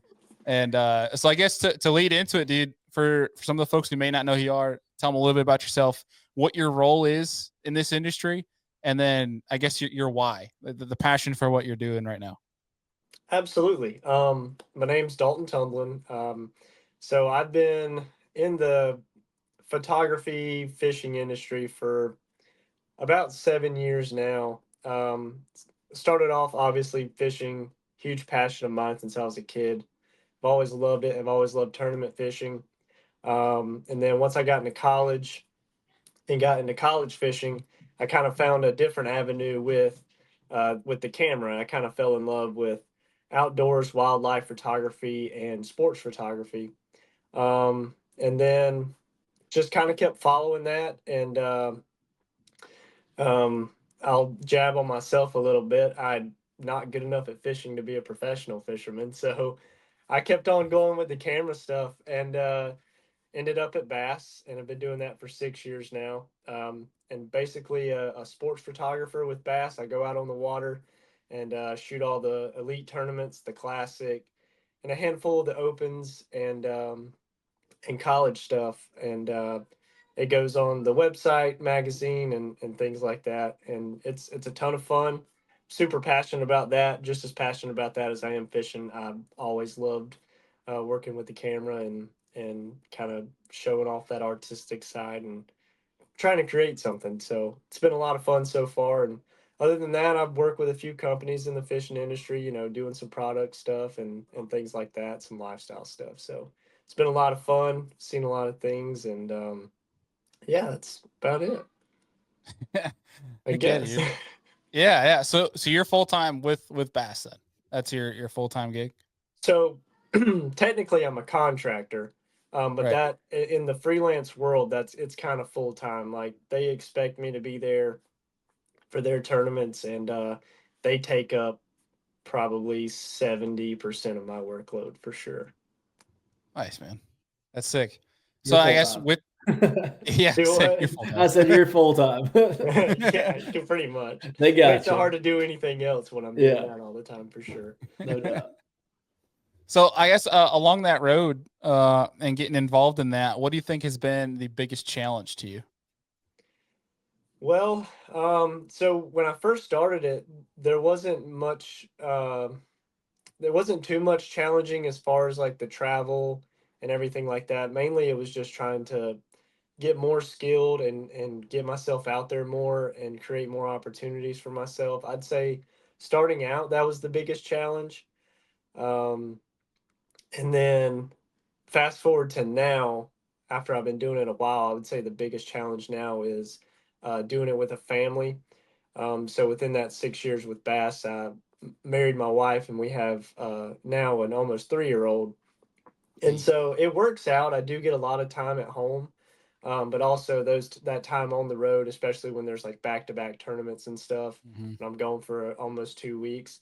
That can be really challenging, being away from home that long, being away from, my wife and kid that long. But I'd say that's definitely the most challenging part as a present. Well, I guess then on the flip, what do you love most about the gig that you're in right now? Well, the travel as well. Yeah, it's a double-edged sword. It is a double-edged sword. I've gotten to see a lot of things and travel a lot of the southeast and then northeast as well, and then a little bit out west, just with bass. And obviously that's a paid for travel, and I get to see a bunch of stuff, and that's been a passion of mine for a while, is getting out and being able to see a lot of things. And I've probably explored a lot of this side of America that I definitely wouldn't have explored, at least by now at the age I'm at. And so definitely traveling and getting to see a bunch of things. And I'd also say just being indulged in the sport that I love, and getting to meet all the guys and work with all those anglers and create content that is hopefully making some sort of a difference. And it help content that the viewers can enjoy and whatnot. And so it's, yeah, like you said, a double-edged sword. It's a ton of fun. And then, there's that other side of it for sure. Yeah. I guess with that being that the road here for you is a double-edged sword, I guess with that, we got to ask you, do you have something that in those 6 years traveling with bass that sticks out as a story of whether something went wrong or something that was just pure comedy? Was there anything come to mind of a road story you got? Oh, I might have to think about that one for a minute. Clint, this is where I fail as a podcast host and not No, you're prepare good. people with this, because you're like the third one now that's like, oh man, I gotta think. Let me think on that one. Yeah, I'm like, damn, I should have prepared you guys this stuff. Yeah, this is where I fail. working on the road is there's so much that happens so often. There's, like anything that has a big set, there's always something going on, and just trying to scramble, and travel arrangements going bad, and things of that nature. So there's always just so much going on, and so many small things that add up to big things. And so it's kind of hard to pin one thing. What's the first thing that comes to mind? I would say having boat issues comes to mind, because that's a huge tool for us when we're out on the water. Like if the boat goes bad, then we can't take our photos, we can't get to our anglers, and then in turn we don't have much to put on the website, which is supposed to be live content for that day. So we've had several instances. I've had one guy, uh, bless his heart, he's a character, man.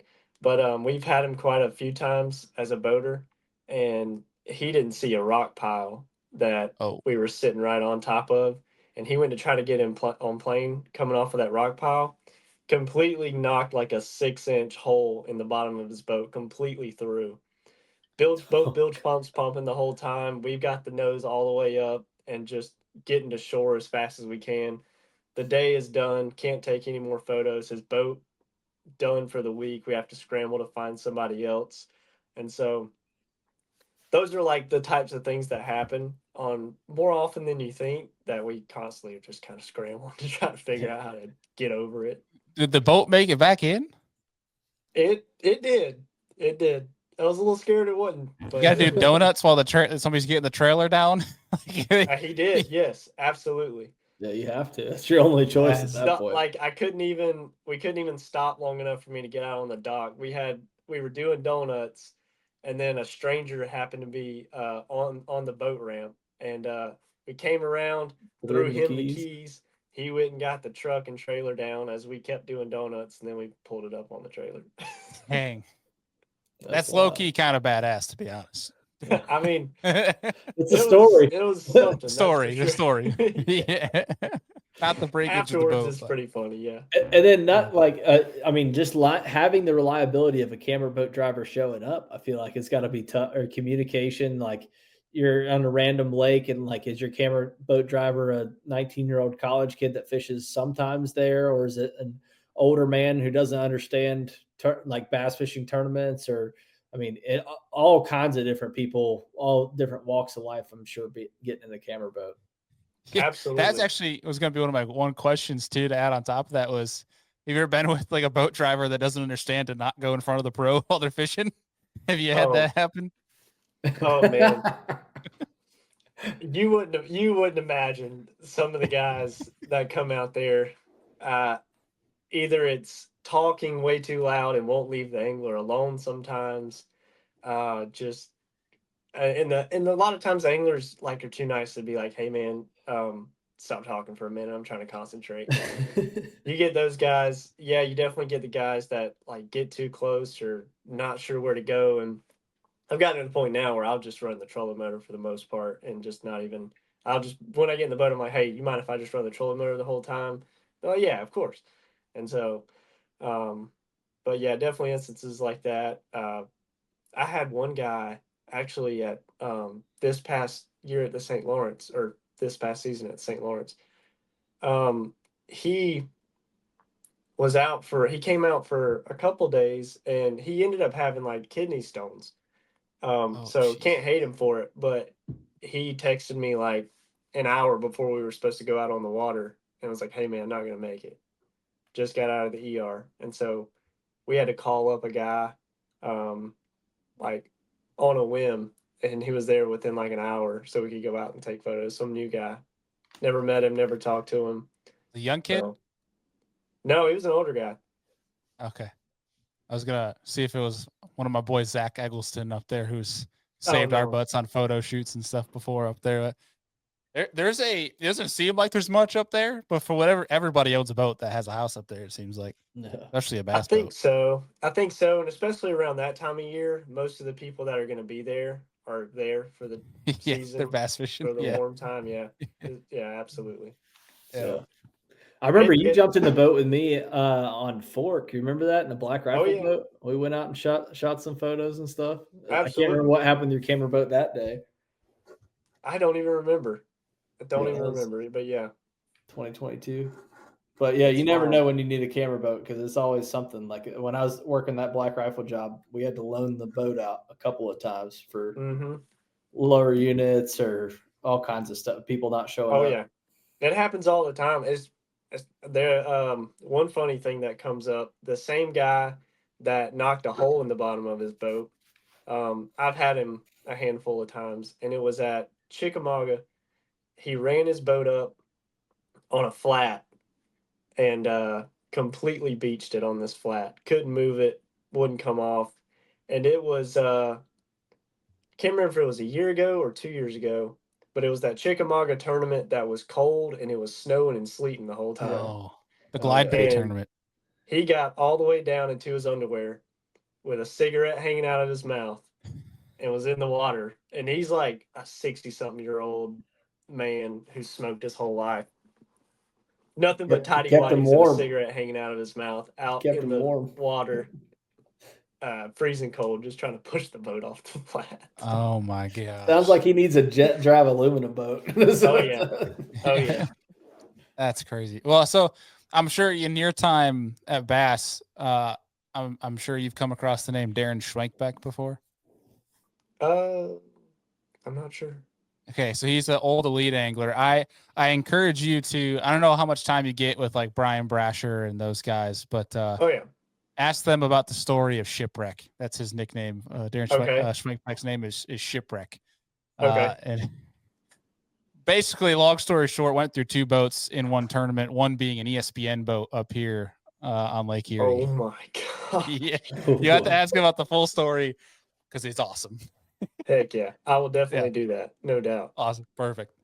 So dude, before we wrap up here, for somebody that's looking to get into maybe it's, they have a goal, they see you out there, you're shooting stuff for bass, and eventually they kind of want to get in that line of work. Maybe their goal is to have, one day to be, join that team or something along the lines of that. What would be a piece of advice you'd have for somebody up and coming, maybe in high school, college, that wants to pursue this as a career? Absolutely. So That's like a big thing for me because when I was younger and just starting out, I felt like I like wasn't going to be able to get to where I wanted. Like it's a big um I don't know, it's very intimidating when you first start out. You got, beginner equipment and everything like that and don't have the connections yet and whatnot. Um but my thing is above all for the most part, besides learning the camera, learning the editing, getting better and better at it, and going out and shooting as much as you can, is to go out and be present and meet as many people as you can. Go to these elite events, go to the classic and meet people.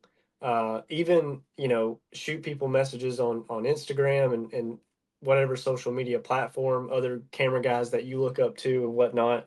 Because a lot of times they'll respond. I did the same thing, and I've had uh, quite a few contact me, and I give them all the advice I can. I help them as much as I can. In fact, I've had two different guys, college guys, message me. I have no idea who they are, and they've even come out to a tournament and got in the boat with me and whatnot. So being able to get out and meet people and make those connections can get you really far, especially when you're passionate about it and you're willing to work hard to get there, for sure. I can attest to that from a completely different lane. My full time in public relations.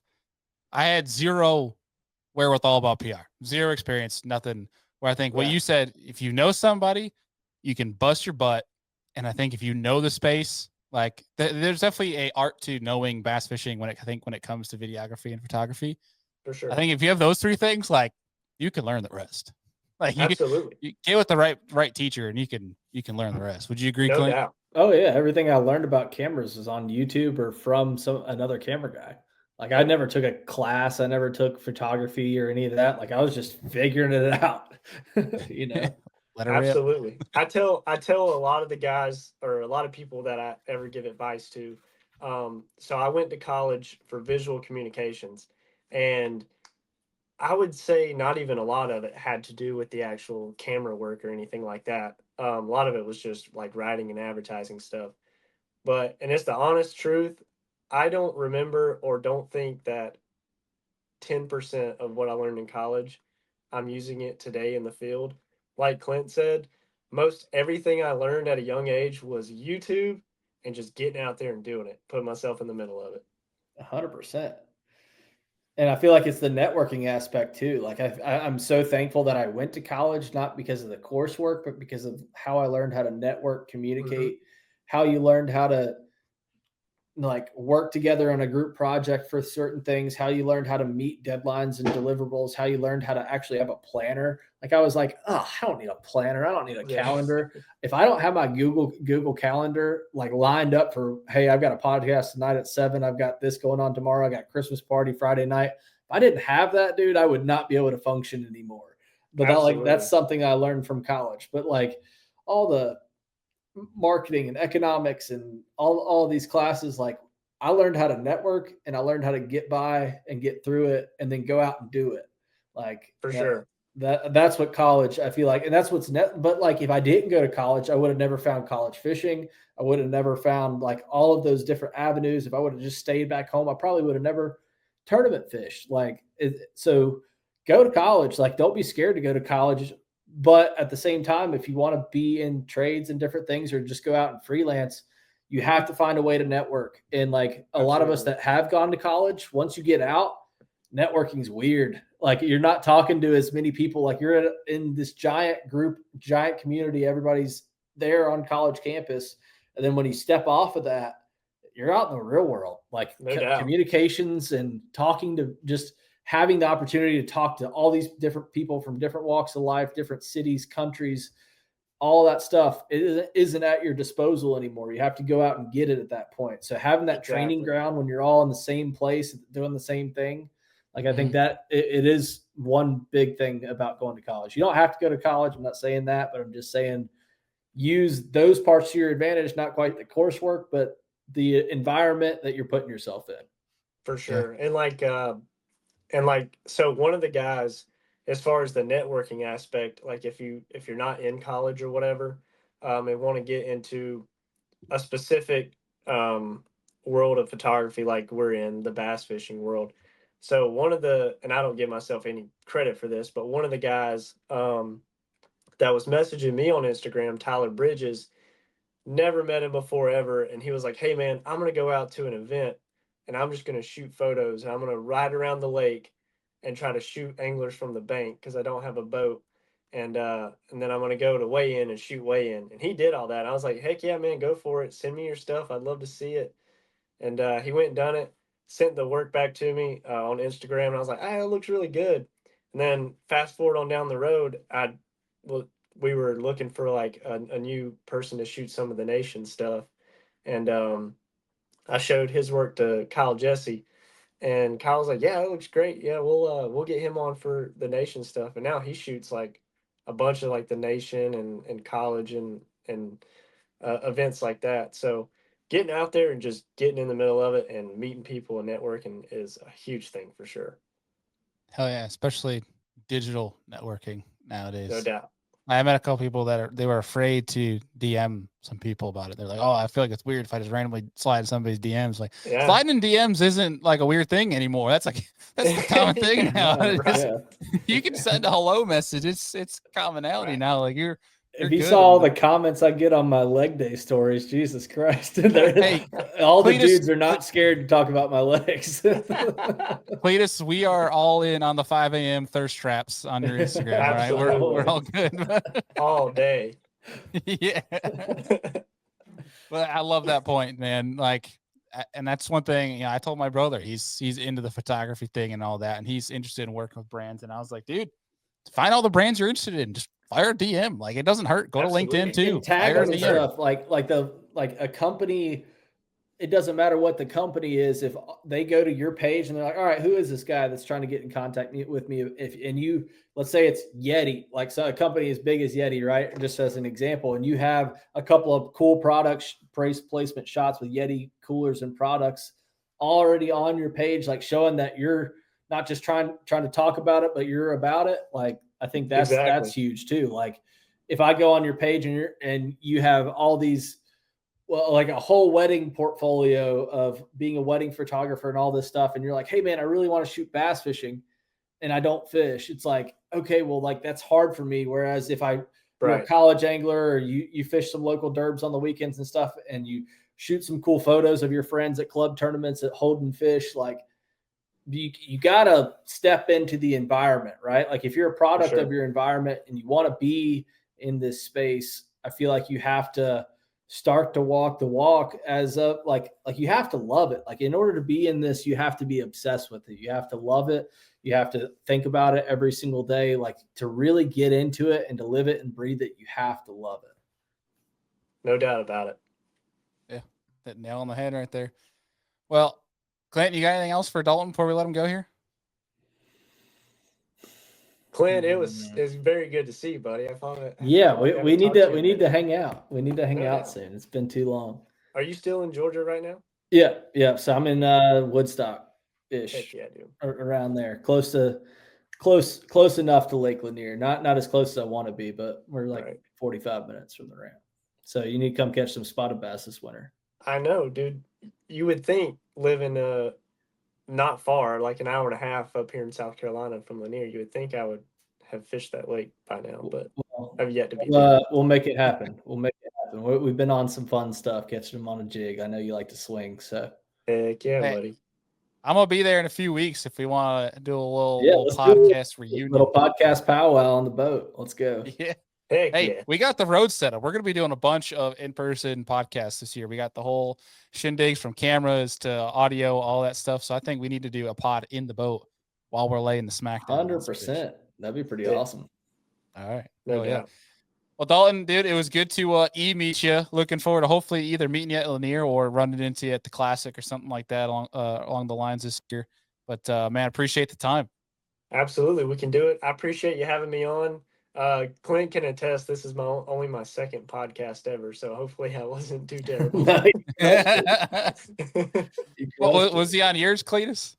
Oh yeah, he's on the below average angler. But I had a whopping 6 episodes of that one. Heck yeah. Hell yeah. That was a fun one, though. Yeah, no, that was actually a really good podcast. It's still out there if you guys want to 6 shows of glory. check it out. I don't know if you should check it out. I was about to say, I think we tried to bury that one. Yeah. Awesome. Well, Dalton, we'll be talking to you soon, man. Absolutely. Greatly appreciate it, guys. I'll see you. There we go. Mr. Dalton Tumbling. That dude seems like a fun time, man. We're definitely I'm all in on making this deer thing happen. Oh yeah, we should. And incredible work too. Like you look at some of the Bassmaster magazines and things like that. Like, I mean, just his eye has developed so much over the past few years from like when I first met him back in 2020. I mean, he was a great photographer, but he's just really elevated his game by really dedicating time to the craft. And it's been pretty cool to see. Heck yeah. Well, dude, our next guest, I feel like I wish I was actually good at editing and like to roll out like this, AI red carpet for him, because he's probably the most sharp dressed camera guy that we have in this lineup. I mean, the him and Luke Palmer in the Dumb and Dumber suits were easily the greatest thing I've ever seen in the fishing space. But really excited because I think of the people we were getting on here, maybe him and Jake Latondras will name drop one of the upcoming guests, but dabble into both the hunt and the fish side. So really excited to talk to him. And that's Mr. Aaron Skripchak. Did I pronounce that correctly on that one, Clint? Yeah, sounds close enough. Yeah, I mean, I'm sure he gets a lot worse. You. We should just bring him in. Yeah, bring him in. Ask him. Did I hit that on the head? Did I get it right? It sounded pretty good. It was the best first shot at things. Usually it's way, way off. So we'll give you that one. Well, so this is my nervousness of it was I was looking at it when we were getting you lined up for the show, and I'm looking at Clint. I'm like, damn, this was like before my wife and I got married. Her name, like, are you Polish? Is that where it goes? Oh, yeah. Okay, there you go. And that's what her last name was SZEWCZYK. And when we met, I was like, it took me 8 months to probably pronounce her name correctly and even spell the damn thing. So I was like, I looked at it, I'm like, this has got to be Polish. I'm so screwed. Oh, yeah, that one sounds brutal. I mean, mine sounds easy compared to that one. Hers was Shevchek is how you pronounced it. Yeah, I would have. But yeah, everybody that went to attempt it, dude, it was so funny. Like whatever it was, like a doctor's or like a bar's at whatever. And they like, she would say her last name, and they're like, "Yeah, I'm just not gonna try." No one's gonna even attempt. Yeah. Well, so, dude, so say it one more time for us, so we know. Skripchak. Okay. Script All right. Yeah. So we were right on the money. All right. Yeah. No, make sure I hadn't been saying it wrong these years. No, it's good. Yeah, it's.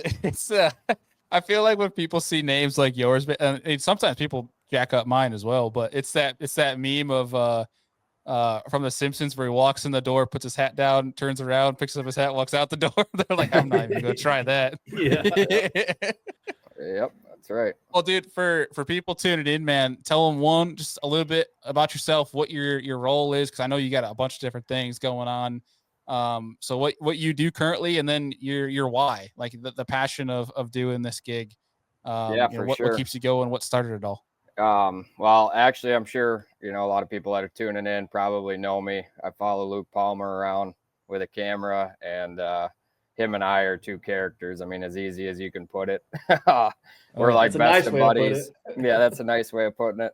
But just, a dynamic duo, really. I mean, I come from zero fishing background. I do it with my buddies, and that's pretty much the extent of it. I don't own rods. I don't own ice fishing stuff. I mean, literally, I go fishing. It's with my buddies. But kind of a background, I actually came from the hunting industry. Still kind of involved in it, actually quite a bit. But I used to film produce for the Breaking Point TV, which is a hunting series based out of the Midwest. We actually were all out of Wisconsin as it started. Now those guys have taken it to a very high level in production. And so the last 6-7 years, that's what I did full time. So that was some of the best years of my life. I hunted for a living and filmed, obviously. And then through that and networking, got to work inside the bass industry, had a guy reach out to us and was just looking looking for some help. He needed some more coverage kind of when MLF and Bass did the split. He couldn't be at every tournament, you know. He had to be here at MLF, you know, tournament, and he needed somebody at a Bassmasters tournament. And so I stepped in, started doing work that way, and actually met, you know, Dalton and Kyle and all those guys over on the Bass side. And actually they called me up one night, you know, I was just staying at like a Red Roof Inn or something. And they're like, hey man, we're going out, you know, we're gonna have some drinks, get some dinner. And, you know, Luke Palmer's coming. I'm like, cool.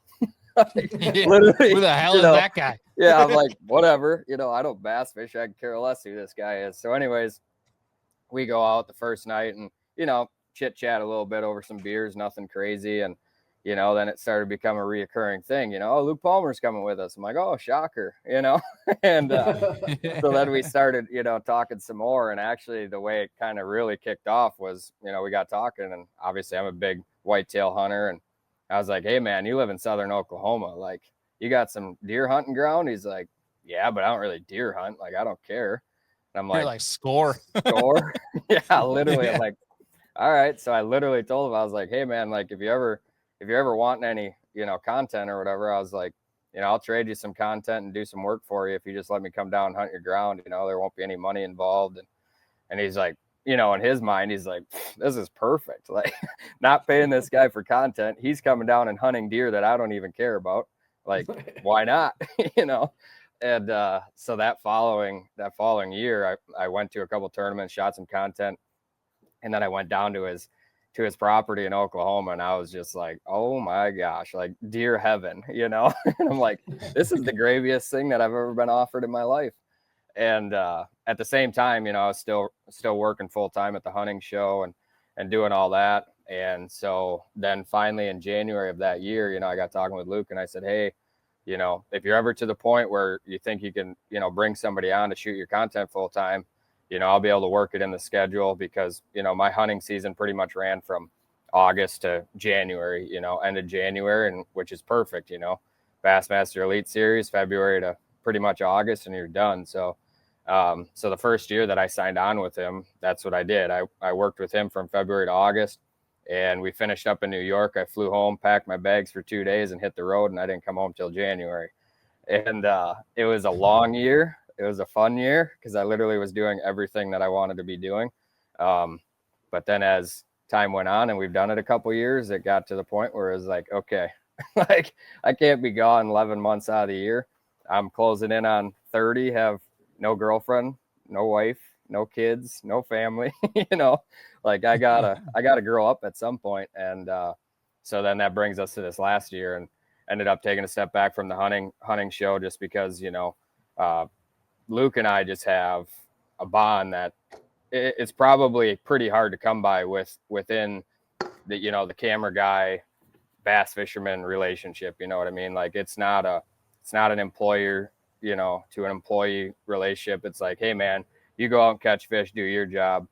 I'll run a camera, do my job. And at the end of the day, we're going to drink some beers, grab some dinner, and hang out, you know. And that's where we're at right now is, you know, I do his stuff full time now, and pretty much where we're at. So that's freaking awesome, dude. Yeah. You mentioned earlier, but yeah, I think Dynamic Duo hits it quite on the head of you guys, and especially the Dumb and Dumber costume, which will likely be your photo in the thumbnail of this show. Oh, So yeah. that's gonna be perfect. Yeah. That's awesome, man. So I love that, and I'm intrigued by it, especially from following all your content, just from being a hunter and an angler myself. It obviously it was one that piqued my interest of from the list of questions that we've asked everybody. And there's so many different things, and I think you'd agree, Clint, that you could take from each person that was different. And so I'm excited to kind of ask you with coming from the hunting space, moving into the fishing space, where it's a lot of the hunting side, at least with fishing, you know, depending on the day, of course, it can be much more action packed and things that you can put in there. Whereas the hunt space, storytelling's at an all-time high, because up until the shot, there is no like epic content going on. You have to tell a story to get people engaged with that. So I'm curious from your road to where you're at now, what's been the biggest challenge for you in doing that? I mean, I would say the biggest challenge is just understanding the fishing industry. You know what I mean? When you jump into something that's completely out of your realm and you have no connection to it, right? Like I'm not a fisherman. I could care less, about fishing. Like you catch an 8-pound bass, I'm like, woohoo, that was cool. You know what I mean? Like it doesn't matter to me, Now if I go and shoot a 180-inch deer, all right, now we can vibe here. Now I know what you're talking about, And so that was like the biggest thing getting used to is, not only that, but like knowing what to cover. Like you go to launch, okay, what do I got to shoot here to, make something good out of it? Obviously going into, the whole day out on the water, what do I got to do as a camera guy to make sure I got everything covered? And then weigh-ins. And then not only that, but now you go back to the house and you got to get recaps. You got to show some of the lifestyle part of it, and just knowing that whole lifestyle about it, because, hunting, it became natural to me, like once you do something for so long, you just know like, hey, I'm heading to the tree. I got to get this shot, that shot, this shot, that shot. Okay, I got that. Now we get in the tree. I get some B-roll of, the arrow, the bow, the, the rest, whatever for certain partners.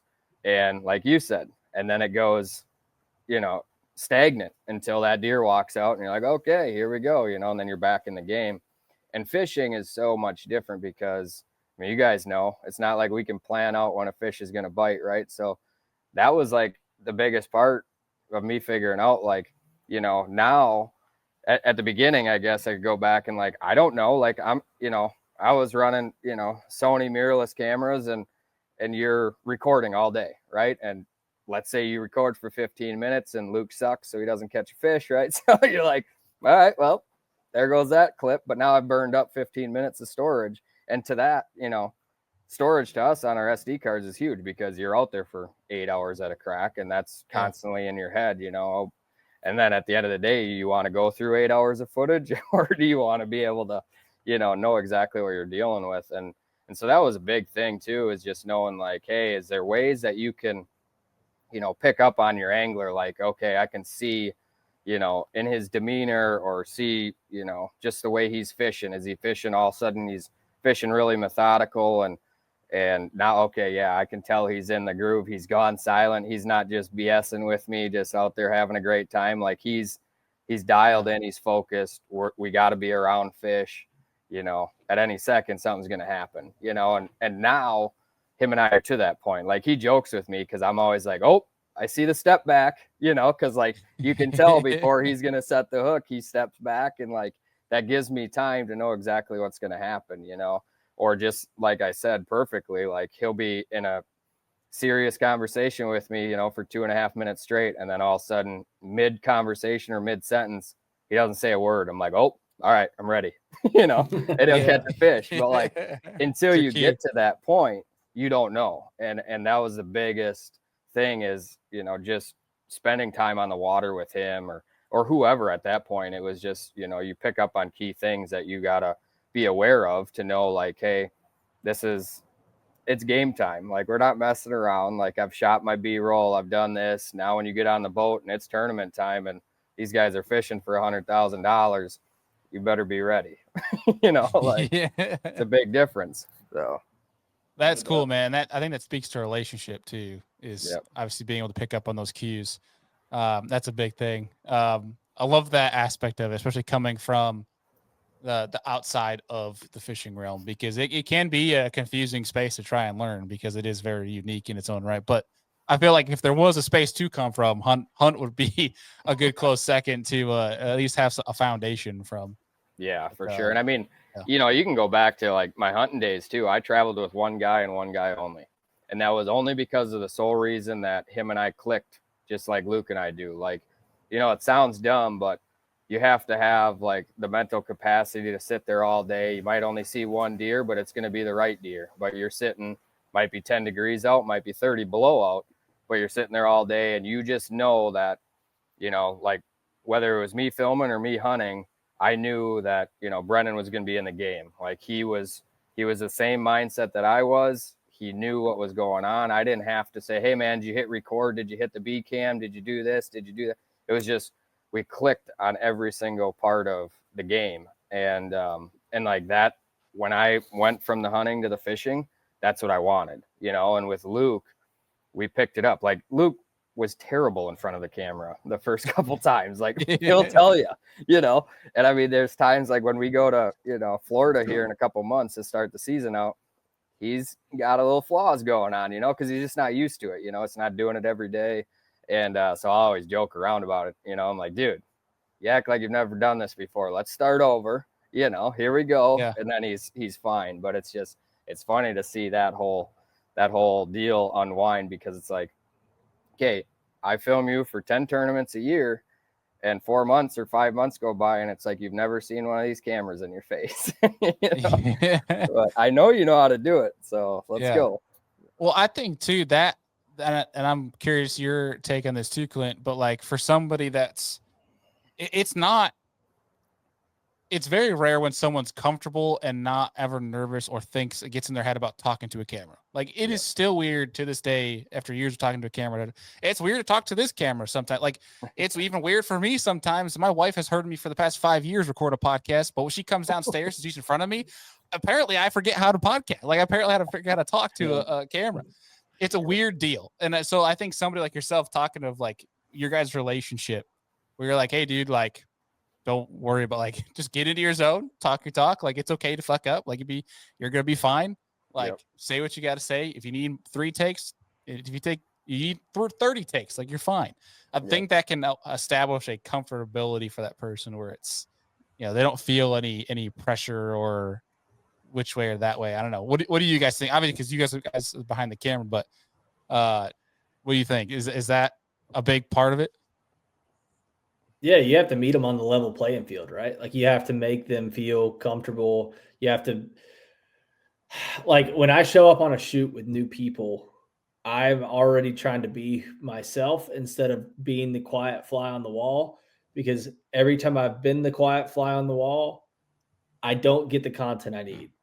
I don't get the energy that I need to match on camera. I don't get the personality that I need. That like, if I spend 8 hours in a boat with somebody, let's just say I went fishing with somebody I'm supposed to film the next day. If I went and spent 8 hours in the boat with them the day before, yeah, we'd build rapport. We'd have a good time. We'd have that. But a lot of times you don't have that opportunity. So you have to come in guns blazing, being you. And like sometimes you're trying to be funny and it doesn't get like they don't laugh and they don't think you're like, funny. oh boy. And they're like, okay, this guy's kind of like immature or whatever. Or like, and so you can burn yourself that way. But like I've been pretty good at navigating, like trying to read the room of like, come on, let me show this guy that we're both on a level playing field. How do I get the most energy out of him? Like, come on, man. Like give me more than that. You got to give me more than that or whatever. Like those different cues of like trying to get them on your level of give me the energy, show up. Like, you know how to do it. You're professional at this. Like, and like, I feel like Aaron, I want you to talk about like y'all's first year of you and Luke. Like, I feel like he had a banner year of fishing. Like he had just come out of a little bit of a slump and he was just like absolutely crushing it. Like, I honestly think that y'all's duo really helped to drive each other and feed that fire. Like when he's in his own head and talking to himself about stuff, you were able to kind of talk him off that ledge. Like, can you talk about that a little bit? Yeah, I mean, honestly, my first full-time year was his best year. He's been on the elites now. He'll be fishing. I think this is 7th year coming up now. I could be wrong. Maybe it's 8. I don't know. He's old. But yeah, the first year that I did it full-time with him, like you said, I mean, he came out swinging. I mean, had his best year. He won on Santee Cooper, and going into the year, I mean, we had no idea, I'm like, okay, we're going to take a gamble on this, and in my opinion, it's a new venture for me, right? Like you're diving into this full time. You're putting a lot of time in, you're traveling with this guy 24/7 and he starts, doing really well. And we just, to be completely honest with you, we were both bachelors just living our dream. You know what I mean? Like it was every tournament he'd go out. It was like he couldn't do anything wrong. And we were just in the groove. Everything he did was right. And every BS comment that I said to him, he'd laugh and we were having a ball. And it was 2 guys literally living the dream. You go back, you drink beers, you go out to dinner, you have a riot, and then next day you get up, you go fishing and bang, he's catching fish again. We do it again. Then he wins on Santee Cooper. And then it was like, oh my God, we're on to something here, you know, and just kept killing it. Almost won at St. Clair, took second there in a tournament he probably should have won, just made a bad decision day 4, which was, you know, and the craziest thing about this is it sounds stupid, but by that time, that year, you know, at St. Clair, you know, he had a great practice and came back. He's like, dude, he's like, I think I found something by accident. He had some mechanical issues during practice and, you know, just figured, hey, I'm going to run out here. I got 2 hours left to practice. And he stumbled on him. And never forget, he came back. He's like, dude, I might win another one. I'm like, what? You know, like that would be too good to be true, but whatever, you know. And by day 3, you know, he's leading and he's literally, you know, now I don't know if this is just him and I, or maybe it's happened to other people, you know, camera guy to bass fisherman, but he's literally, we're sitting at the house drinking some beer and he's like, so what do I do? I'm like, what do you mean? What do you do? Like, he's like, well, do I go to this spot first, run that, and then go to my good spot? Or do I go to my goods? And I'm like, dude, I'm not in a position to make this call. Like, you're fishing for $100,000. I'm your dumb camera guy that never picks up a rod unless you tell me to. You know, I don't know what's going on. And but like to see that, and you know, of course we made the decision and the decision was ended up being wrong, you know, and but it is what it is. And at the end of the day, you know, he was like, God, after, you know, he takes second, we go back to the house, of course he's, you know, he's bummed. And he's like, dude, he's like, I could sit here and we could blame each other and say, man, why did we even talk? I should have just went and did what I was doing and blah, blah, blah. But he's like, at the end of the day, we're in this together. You know, if I succeed, you succeed. You know, if I get bigger, you get bigger. And that's always been our mentality from day one. You know, I'm not here to make him look like he's the greatest person ever and, you know, behind or in front of a camera. And, you know, he's not going to go win 2 tournaments and say, hey, you know what? Clint's better camera guy than you, so I'm going to take him on the road. You know, like it's just, you know, which I wouldn't blame him. Clint's a good dude, but, you know, it's just, it's never been that way, you know, and that's why we get along so well. Like, he's just, hey, man, like, ride or die at this point. Like, we're going to ride and have a good season. And if I have a good season, you have a good season. If I struggle just like this last year, then you struggle with me. You know, you get the, you know, the mentality and the vibe at the house isn't the same. And, you know, you get all that. But if you are on 2 different levels where it's like, hey, man, if I have a bad season, you're out the door, you know, and I'm not saying that happens, but I feel like there's a lot of guys probably out there that, you know, first thing that's going to go is their camera guys, just because, I mean, it's a lot of money for these guys to be paying for us to, one, you know, lodge with them, you know, they pay for our expenses a lot of times, our airfare, all that stuff. Well, if they have a bad year and they're on the board of, hey, can I afford this or not? Well, I don't blame them. You know, first thing I would do is like, hey, man, this would save me X amount of dollars if this guy goes bye-bye. You know what I mean? Yep. And, but to have that, and like, I don't lose sleep over it. You know, at the end of the day, you know, when you're having a tough season like we did last year, it's like my number one goal is to make it seem like he's coming back after a bad tournament or a bad day of fishing, you know, to amp him up, get him in the right mindset. Say, hey, man, like, dude, you're one of the greatest fishermen in the country, right? That's why you're on the elites. Like, you have a bad day of fishing, everyone's got them. You have a bad season, everyone's got them. You know, you're not gonna have stellar years your whole career. That's not the way it goes. You're gonna have be a good story if it was. Yeah, exactly. It would be fun. I mean, it would be, but it wouldn't be. Like, you want to show that up. There'd be more pressure, you know? Than ever. Yeah, exactly. So I don't know. It's a good thing. And I definitely think that, you know, the relationship that you can have with, you know, a fisherman and a camera guy, that bond is there. You both just want to, you know, you got to want to have it and be able to put in the time and effort, you know, to have that relationship. For sure. That's awesome. Hell yeah. Well, do you have any stories from the road with you? I'm sure there's a bunch of them, but is there one you're willing to tell on air here that sticks out in your mind? Oh boy, I don't know. Yeah, there's a lot that we put under the radar, and a lot of them Clint has been involved with, I'm sure. But no, oh man, story. Well, actually, this is a perfect one. I don't know how I blanked this until right now, but so it's probably one of the best ones we'll ever have. But when he won at Santee Cooper the first day, we were staying at Patty Walt's house, and we were still living out of the fifth wheel, or not fifth wheel, but truck bed camper, and, you know, had his boat and the dually and all that. So we were literally camping in the backyard of Patrick Walters' place. And so anyways, so we get up first day, and obviously he's coming off a year at Santee where he took fourth, but he knew he was around the right fish to win, and things just didn't happen the way he wanted it to. And so actually the last day of practice, the year he won, we rolled in a spot, like literally on our way back to the boat ramp. He's like, hey man, I just got a feeling I got to check this, you know? And I'm like, whatever, you know? So he throws a chatterbait across his weed edge, and he hooks like an 8 or an 8.5 pounder. And he's literally reeling it to the boat, and he's like, it's gotta be a catfish, you know? And we got him boat side, and I'll never forget it. He looked at me and I looked at him, and he's like, we got to go. And I'm like, all right, you know, I'm still like, whatever, cool. Done filming practice for the day. Like, let's go. And we get back, and he's like, dude, I know exactly what these fish are doing. Like they're coming to exactly what I did the year before. And I'm like, all right, well, that's kind of cool. And so the next morning, you know, like we don't sleep that night. Like, I'm like, oh my God, here we go. And so I get all the way to the boat ramp. We're late. Like, we're joking on the way to the boat ramp. I'm like, dude, we're the last one that's going to put in. Like, literally, we're going to be late, blah, blah, blah. So we're backing down the boat ramp, and all of a sudden it clicks. I don't have any of the GoPros.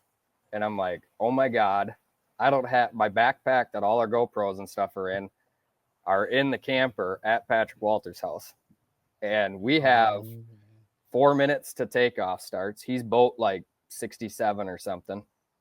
And he's like, what are you talking about? I was like, we don't have GoPros. So I'm like running around. I asked McCoy, I'm like, hey, you got an extra one? He's like, nope. I asked Coop Gallant.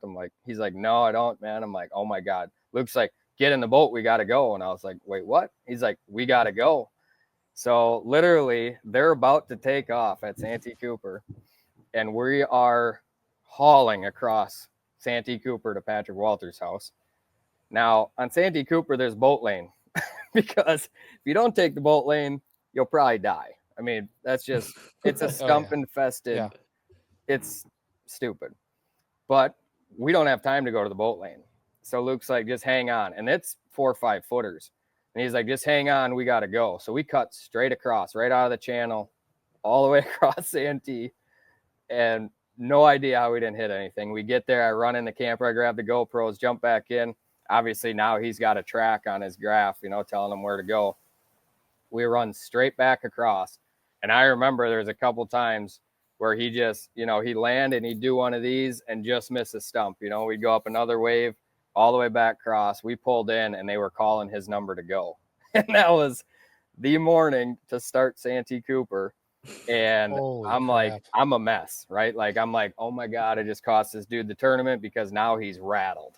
Like, he is not thinking straight, nothing. And so I jump off the dock. He grabs his Marshall. They take off. And all day I'm watching Bass Track, you know, like, God, just catch some fish, please, because he is going to kill me. And doesn't have a fish at 1 o'clock, doesn't have a fish at 1:15. And I'm like, this dude's zeroing on Santee Cooper Lakes, which is like one of his favorite places to fish. Like, my ass is grass when he comes home. Like, literally, this is the first full time year. Like, yes, we've had a good couple tournaments before this, but this is the tournament that he circled on the calendar that, like, hey, I got a chance to win this thing. And finally at 1:30, he catches a fish. He has a limit, you know, he comes in, he's got a limit for like 23 pounds. And I'm like, oh, and I like, literally, I didn't know what to do at weigh-in. Like, I was like, do I get in the boat with him or do I just let him do his thing? Because, like, I'm sure he's fuming. And I finally get down to the dock and I go to step in the boat and he's like, you are so damn lucky that I caught fish in that last hour or I would have killed you. And I was like, yep. Yeah, no, I'm happy, man. That was good work, you know? And like to this day that he goes on to win that tournament, you know, but it was just like such a roller coaster of emotions. Cause I literally was shitting bricks all day watching Bass Track. Like, yep, I'm going to be jobless here next week, you know, like, oh, but anyways, it worked out. And literally, I mean, we still tell people this day about that story all the time. Cause I mean, we went from the lowest of lows to the highest of highs in 4 days, you know, and And it was just now looking back, it was the coolest thing ever. But it could have been the worst, tournament of my life, and probably could have put me on Could have been your streets. last one. Yeah. Or you could have died just going to get some GoPros. Oh man. Yes, yeah. I don't know. Good I Lord was was gonna watching say, over us. Yeah. Running in the dark at Santee without a boated lane either is not, and like Patty Walt's dad, we tell him this, that night we get back or whatever, and he's like, I'm gonna pull a picture up on my phone. And he's like, I was out here when they ran that lake super low, and he's like, here's a perfect picture of right where you guys ran across, and it was terrifying. Just looks like an apocalypse of yeah, stumps literally. I'm like, you could not drive back across that ever again and make it. Like, it was the dumbest thing I've ever seen in my life. I'm like, talk about somebody watching over you. He was watching over us that day. When it's meant to happen, it's meant to happen. Yeah, exactly. Yeah, that's awesome, dude.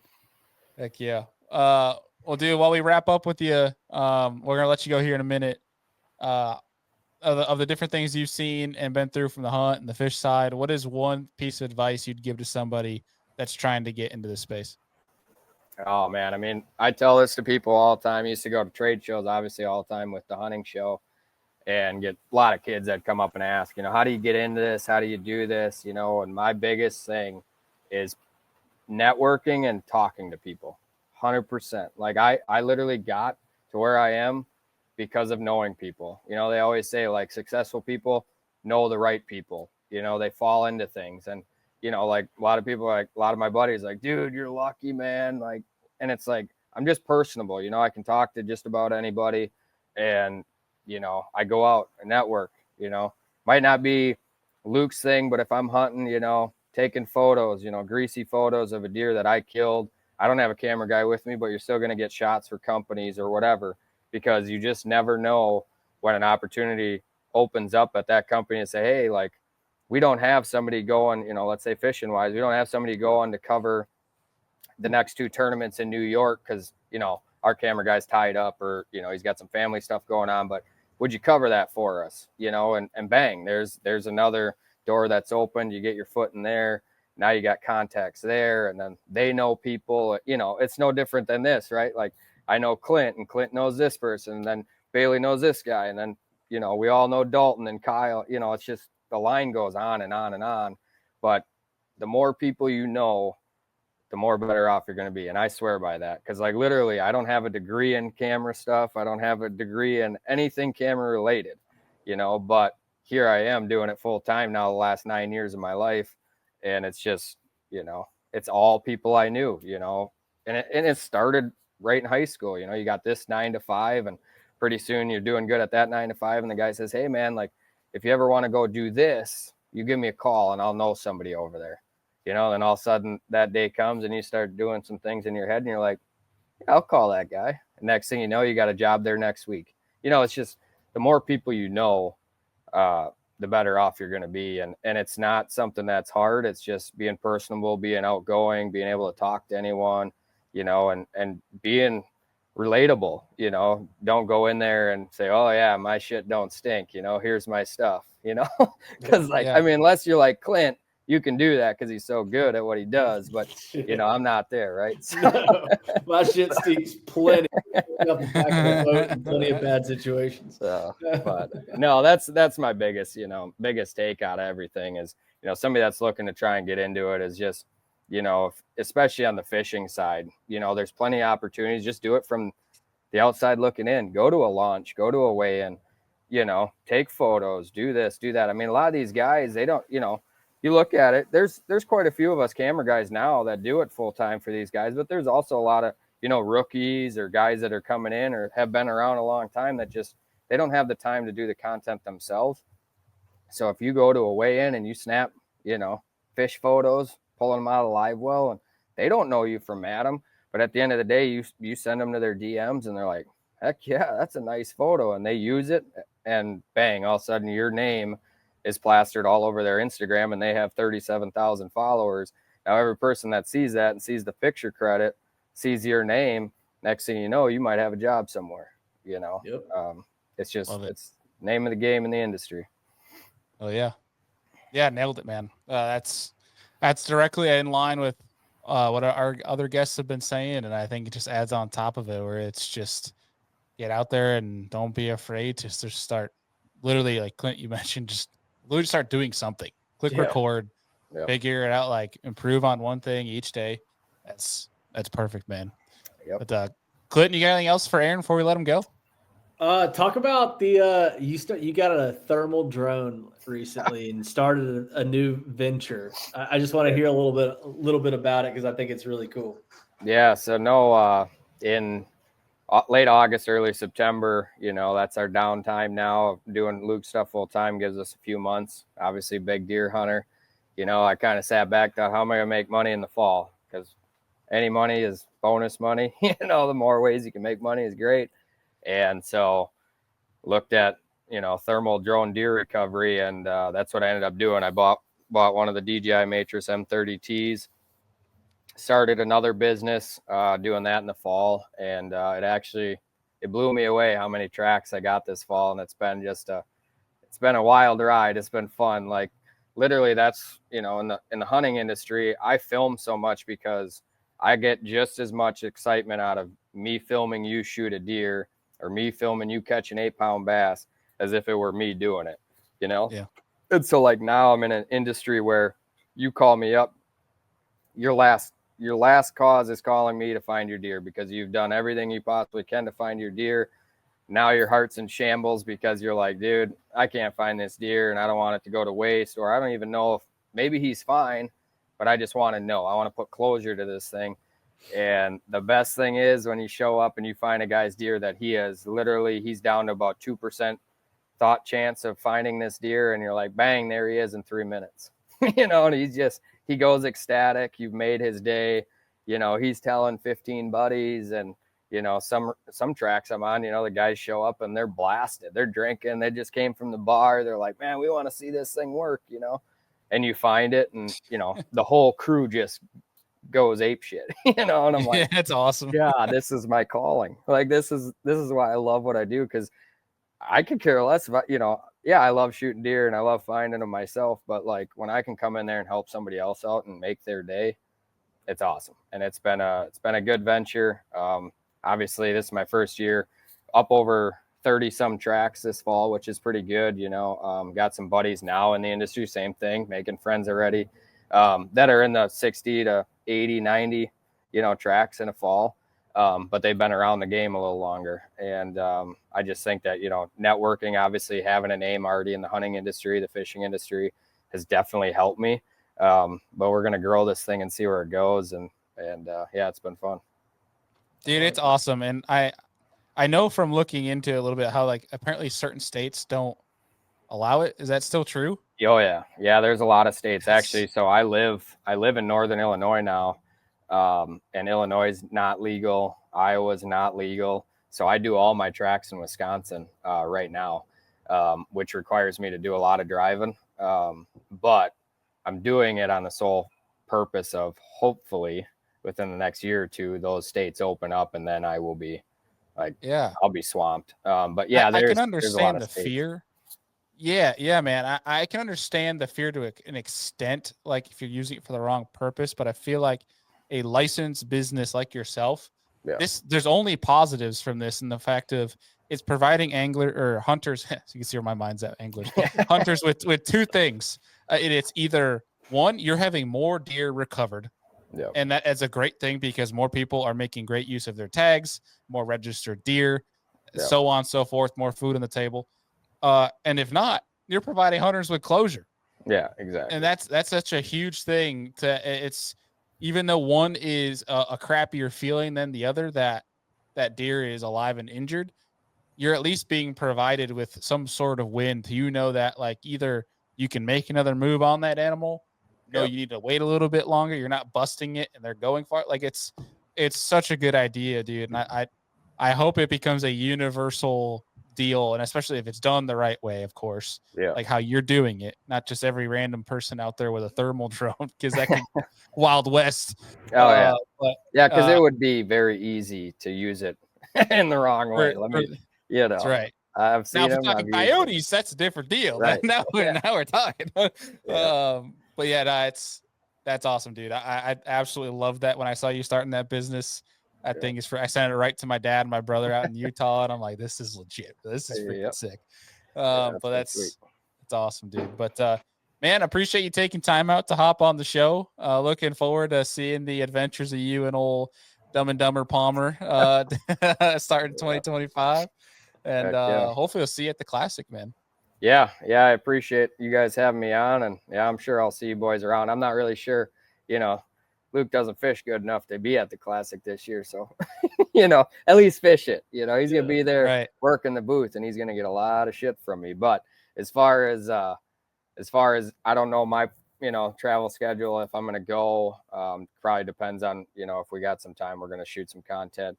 I'll probably go just to go and drink some beer and hang out, of course. Give me something to do in March because we're off all of March otherwise. So but yeah, hopefully that's the plan. Can run into you guys and we'll hang out and drink some beer together. Heck yeah, well, I'll be at some hunt shows as well later this year. So depending if you're going to go to some of them, and either way, we'll link up. We'll be talking to you real soon, buddy. Appreciate the time. Sounds good. Yep. Appreciate you guys. Appreciate you, man. All right, we'll see you, Aaron.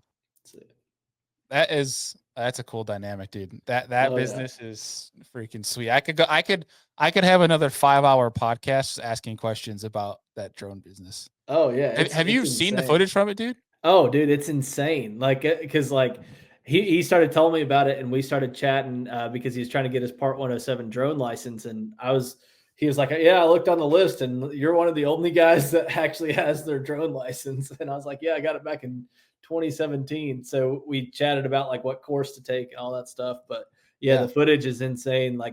How quick he's been able to find deer and literally change people's lives through their hunt of being able to recover their deer, give them the peace of mind, give them that closure. It's really cool. And from a conservation standpoint, I mean, if you don't want your deer laying out there for 48 hours while you try to track it down and your meat goes bad, being able to save that meat and preserve that animal is pretty awesome. Yeah, I mean, the difference in finding a deer, not finding a deer, is potentially finding the next 6 to 8 months of food or not. Yeah, it's a big deal, and especially our next guest that's coming on here. I would see a different interest of using such thermal drone for recovering deer is, hey, do I have any other interested critters in the deer that I just shot too that I'm gonna have to deal with when I'm trying to process such deer? Hey, Mr. Grizzly is 100 yards up the ridge here. We probably should be careful trying to go and retrieve it. No doubt. That could see a purpose out there too, but it's interesting. It's a cool deal to follow along. But man, I think we get on our next guest here. Let's rock and roll. Ready? Yep. All right. We got Mr. Kyle Vandever with his own lineup of the only cameraman with his own lineup of jigs. Oh yeah, they're great. Big, booming, right? Yeah, huge. It's huge. What's up, buddy? It's good to see you, man. Heck yeah, good to see you guys too. I saw Clint a month ago. Yeah, good to see you guys. Yeah, good to see you, man. Where you been? You've been all over the world. Oh, it's been really busy this off season, but I'm home finally. Nice. And just kind of enjoying that. And dude, I honestly have been craving a little bit of staying at home. I'm editing a lot more right now, so it's definitely much needed. That's for sure. For sure. Are you at a new crib? Because I believe the last time we had you on a podcast, you were in a garage setup or something. It looks new. I had a little studio, but I got a dog now. I got my dog Bodie. So he needed a yard, so we got a house and a little yard, and now I'm just kind of in the little I don't know, house. It feels weird. I haven't. So in the past, I was thinking about this a couple of days ago. In the past 5 years, I've lived in a van, a sailboat, a studio, a work studio, basically, and my truck. And this is the first house I've lived in 5 years. So, it feels nice. There you go. If you want to film for Brandon Polnick, you got to live on the streets for a couple of years. Yeah. Your lips are a little hairy. Yeah. No, dude. All I'm saying though, you take that combination also with your creativeness and your camera skills, and if you were a YouTuber, you'd be a millionaire at this point from I those know. adventures. Need to start just filming more of my own stuff. Screw Brandon. Yeah. Yeah, he'll be all Potato right. Boys, like way more Potato Boys vlogs. You need all the vlogs. No. Well, buddy, before we get too deep into the weeds here with you, for anybody that for whatever reason doesn't follow along with Brandon stuff or sees you on social, introduce yourself a little bit and kind of like what your role is in the industry. Things that you got going on right now as a camera video creative guy, and then kind of give a little bit of a why. Why this career path? Why passionate about that? My name obviously is Kyle Vandiver. I am the camera guy for B&P Fishing. So I follow Brandon around for way too many years now. And I'm essentially the Rick Clunn of camera guys on tour. We've done it for a long time, and it's really fun to be able to do that. Another role I took on 2 years ago is I'm now Brunkle to his daughters on tour. So that's a big reason. Is that I'm brother uncle, because like I always joke like I was their first child, like their practice child when I was on tour with them. So like I was always like eating their food and like they were taking care of me. But now I'm uncle to Cora and Kira. So yeah, just really, really fortunate to be able to be a part of that dynamic. And like we've done it for so long. They're like family to me more than anything. So I shoot a lot of that. That's one of the biggest things I've done for like the last 7 years. And then I travel around with a luxury travel company and the other side of the work stuff I do, and get to have fun doing that while in the off season. So it's definitely a pretty amazing gig to be in that industry. And like over the 7 years, it's been really cool to see like the growth of like the media side, like especially like the angler media. Like there's so many people on tour that have their own camera guy. And like, I remember when I first started, it was like me and Brandon and Wheeler and his camera guy.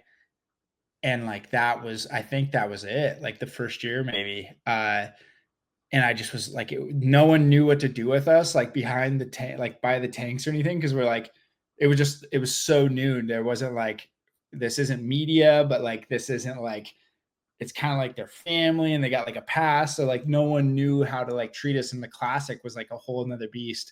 But yeah, like it's just to see it's evolved over like the last 7 years is absolutely insane. And like, it's cool to see you look on YouTube now and like everyone has a YouTube channel, and it's really interesting to see all the dynamics of the guys on tour and the guys that are working to get on tour.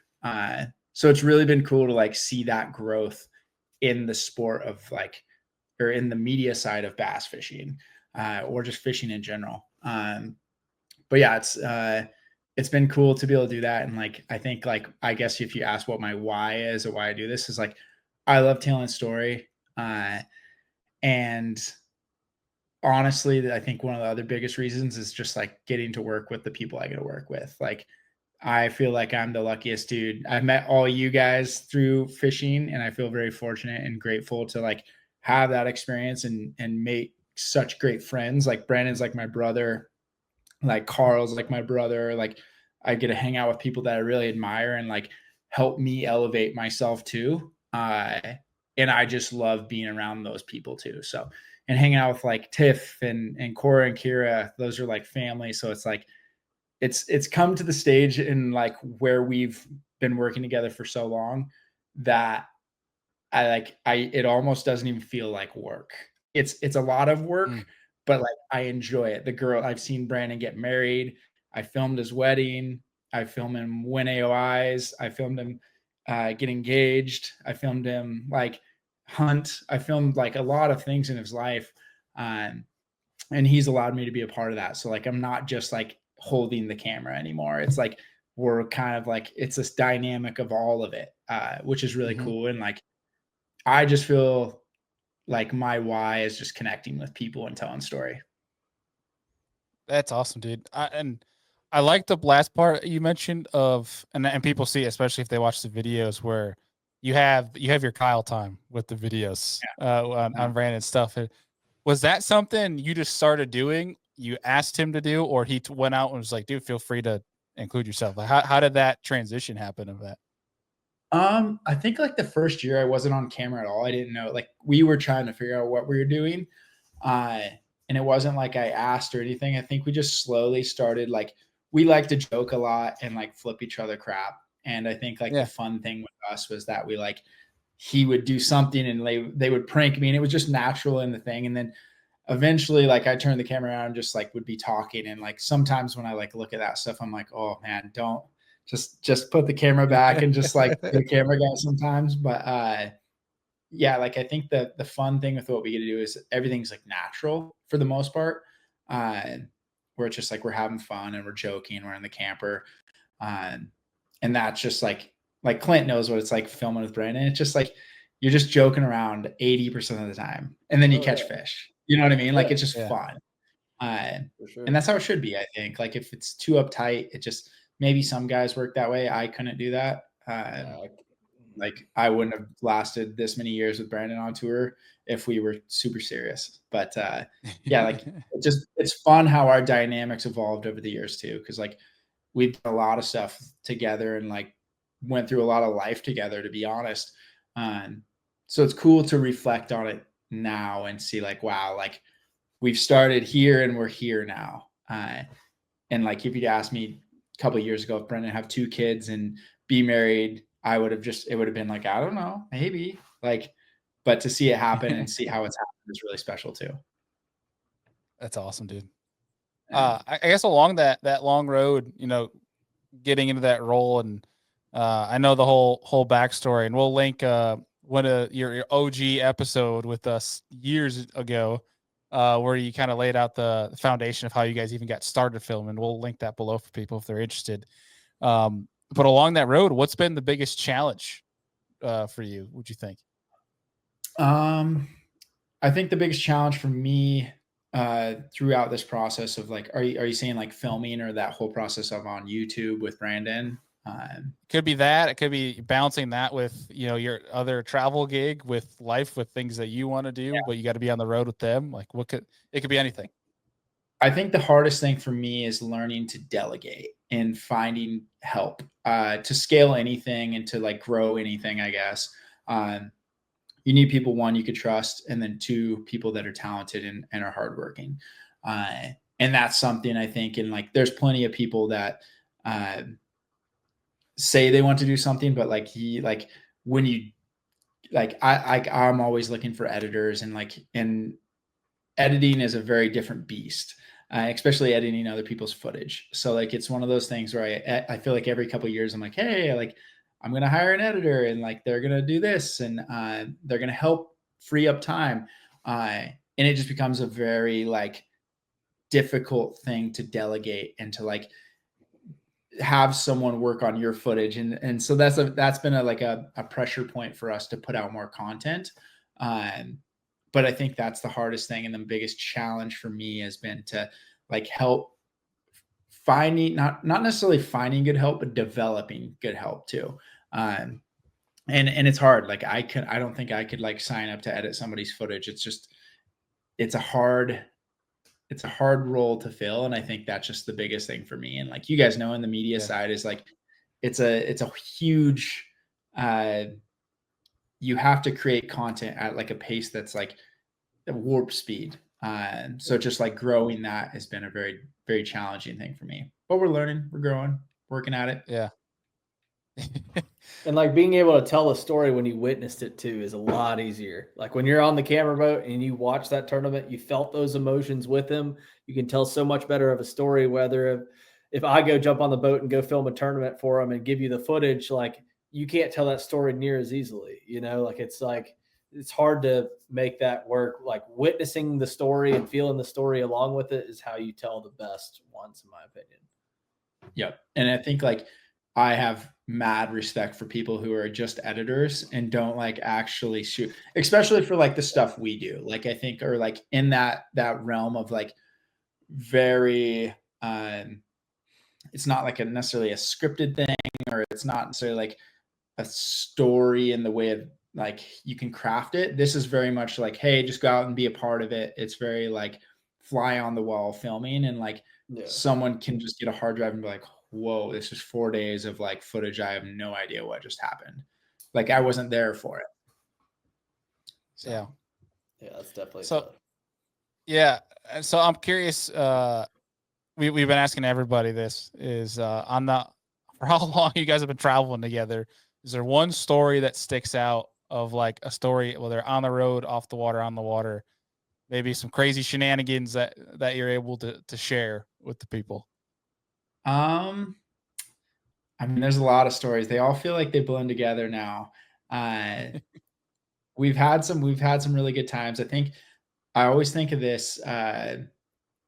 It's not necessarily like the funniest thing. There's a lot of funny stories, but the week Brandon won Santee Cooper, I remember we were driving. It was a back-to-back tournament, and we were driving from I can't remember where, but we were driving into Santee Cooper, and it was a really cool, like, we had the windows down. It was beautiful out. Sun was setting. It was just like a cool atmosphere. And we're both in the car, and we're just kind of like singing. Like we're singing at the top of our lungs almost. Like, you know, when you're just with your buddy and you like don't even care. Yeah. And like we had it was like Kip Moore was playing or something. And it was just like felt like a good time. And we just rolled in the camp, and we're setting up camp, and just it was just one of those things, like that night just rolling into Santee Cooper was really unique. And then that whole week just continued to have this like it was, in my mind, the greatest tournament I've ever been a part of, just seeing Brandon fish and like the way it went down of like him and Carl 1 and 2, and then Carl would jump. Coolest tournaments ever. I was there for that. That was cool to be there for that tournament. It was such a special, awesome. Like, and like it wasn't like you were like, there was competitiveness, because like day 3 or day 2, we all 3 went for a run, and like we're flipping each other crap about like, oh, like you shouldn't have finished second, shouldn't have finished first. Like we just had like a lot of like, we were just like joking back and forth, and it was like, it was the freest tournament I've seen both of them ever fish. Like there was no stress, and it was all fun, and like it was theirs to win essentially. But it was just like it was a really fun week, and just like everything. And I always joke with Brandon, I'm like, when you weren't like, I think that was the first tournament he'd won that I was a part of. And I was like, when you win one, we're going out to the bars, and we're going to have a good time, and like, we're just going to party, and we're going to rage. And that night he won. And like, I just remember at like 7 o'clock, we were just all in the camper, just like the last thing I wanted to do was go out. I just wanted, like, we all like, we're just relaxed, and we're like, we just want to eat dinner and go to bed. Like we're dead tired. But yeah, there's too many memories to think of right now, but like that one stands out for some reason too. Oh yeah, that's awesome. I think rightfully so. Yeah, that's awesome. And dude, just like that tournament, like just the way that story, like that's still one of my favorite videos you've ever produced. Just because I feel like you were so invested in that one, to where like the story, like you couldn't write a better story for how that tournament went down, and like all the adversity, like everything with the fish and all like it was cool. Yep. It was really cool. I think you could literally. Sorry, go ahead, Kyle. Oh no, I think like it is one of those things. Like I think as a camera guy in the job that we do, it's kind of like when fishermen say it all is just meant to be, it's meant to be. Like for us, it just like comes together too. And like you get the hook sets and you get the things, and obviously you're catching more fish, but it's just like, it just was all natural. And like, yeah, you couldn't, like your best work is just going to be natural. Like you're not gonna, whenever you're not forcing things, whether it be fishing, hunting, anything, if you're not forcing it, you're just free, and you're not trying to like do too much. And I think that's important in like a lot of life too. For sure. Yeah. I love to is capture some of the small quirks too. Personally, as a fan of the BMP channel, of some of the things he says, the coin phrases he has on the water when he starts speaking Spanish to the fish. And then I think you could almost call Brandon almost the David Goggins of fishing, with some of the quotes you've taken from the from some of the videos, which I actually, it's like stuff I carry into today that people can learn from. And that comes back to the storytelling. And so that's all props to you, Kyle. So much appreciated, sir. And I think you definitely paved the way for creating a story that isn't just meant for anglers, right? Like you're able to bring in that family aspect to where you could sit down with your wife and watch one of the episodes. She doesn't have to know anything about fishing, like all the cut ice cream and y'all cutting up in the camper, and including like Tiffany and Cora and Kira, and like having that whole aspect of life on the road. I feel like that's a really cool story that anyone can attach themselves to, which is hard in such a niche market of fishing. It's like a lot of people don't even know what tournament fishing is. They don't know what fishing is or bass or anything like that, but they could still sit down and watch one of those videos and get something out of it. They could make a connection. They could follow along with the story. They could understand the story or get something out of it at the end of the day, which I think is pretty cool. Hey, you hit nail on the head. Because like I can tell you, my wife only knows one pro angler, and it's Brandon for that reason.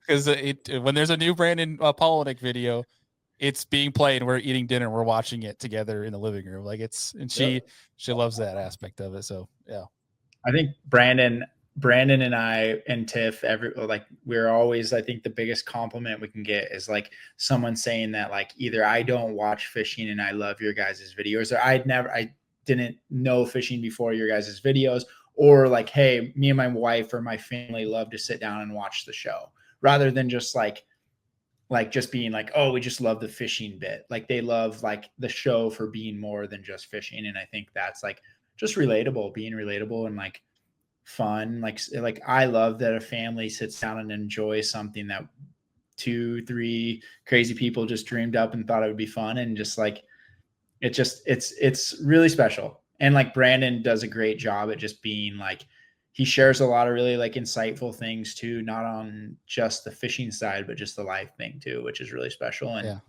And like going back to it also is like the whole like fishing YouTube thing now has grown so big. And I think it's so great because it allows people to like relate to who that person is in the closest possible way. Where they can know Brandon in a way where like they wouldn't if he was just on like Bass Live.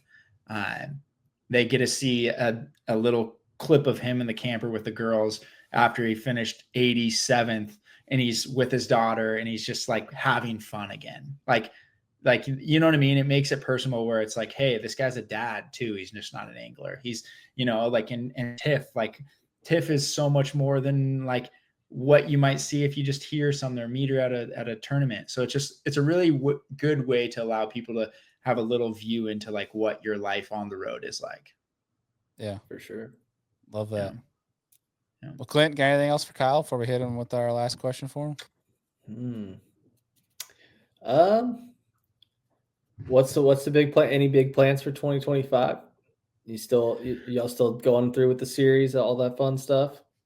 Yeah, as long as Brandon doesn't fire me, Fair enough. No, Brandon has some big exciting news, and I'll let him share that stuff. But yeah, we're gonna have a lot of fun this year, and I think we're gonna. Last year was a tough year. That was the hardest year I think Brandon had. It's the toughest finish he's had all his career, and I think we all felt the like stress of it in some ways. But I think like it's one of those things, even in the off season, we're like, dude, like, it's just like, I'm excited to get back and have fun with my friends. Like, and I'm excited to see my fishing. And like, it's been a busy off season for me, but like, I'm also like, I miss seeing Dave. Like I miss seeing Carl. Like I miss seeing like everybody it's like when you come back and it's like first day of school and you're like, I'm my people. Like I missed you guys so much. And like, it's really special. Like, in like that community, I can't stress it enough. Like to know Jack and to see Cole and all the camera guys and like Clint there and like all of us being able to like cut it up again is really special. And like, dude, I think when I'm done with all this stuff too, that's going to be stuff I'm going to love more than ever. It's like being like, hey, like I got to hang out with my friends and work. Like that's a special thing too. So yeah, that's living. It's exciting. dude, it's the best job in the world, dude. For sure. That's awesome. Heck yeah, well, I think that's the perfect place to end it on, Clint. Yeah, Right there. for sure. It is the best job in the world. Yeah. Kyle, boys. dude, thank you so much for taking time out to jump on this thing, man. It's always a pleasure, whether getting you on here or seeing you at the Classic or an event like that. Always good to be around you, buddy. So I appreciate you. Heck yeah.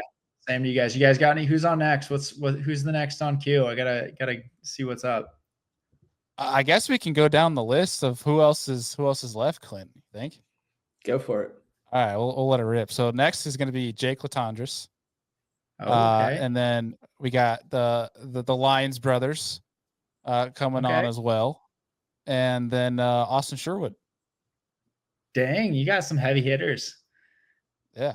Oh, yeah. Yeah, like we said at the beginning, we got a great list here, but we're definitely missing a lot of others that are great too.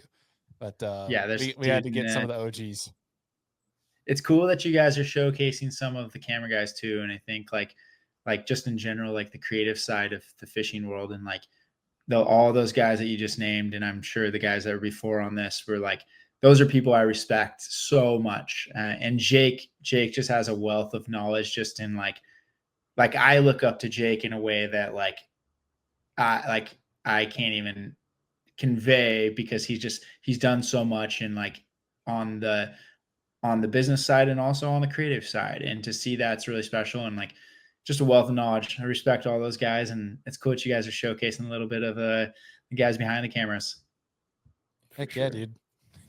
Hey, I can't take any credit for this, because this was all Clint's doing, his brainchild. He helped build the list of all these guys, and I hope this ends up becoming almost like a series over the years, where we can come back on and re-highlight as it almost changes year to year, dude. Like it's like you said, it's from your standpoint, being one of the OGs in the fishing space like this, how it's changed over the past 7 years. And so hopefully we could do this whole thing, run it back in another year or 2 years, whatever it may be, and just see how much it's changed from now until then.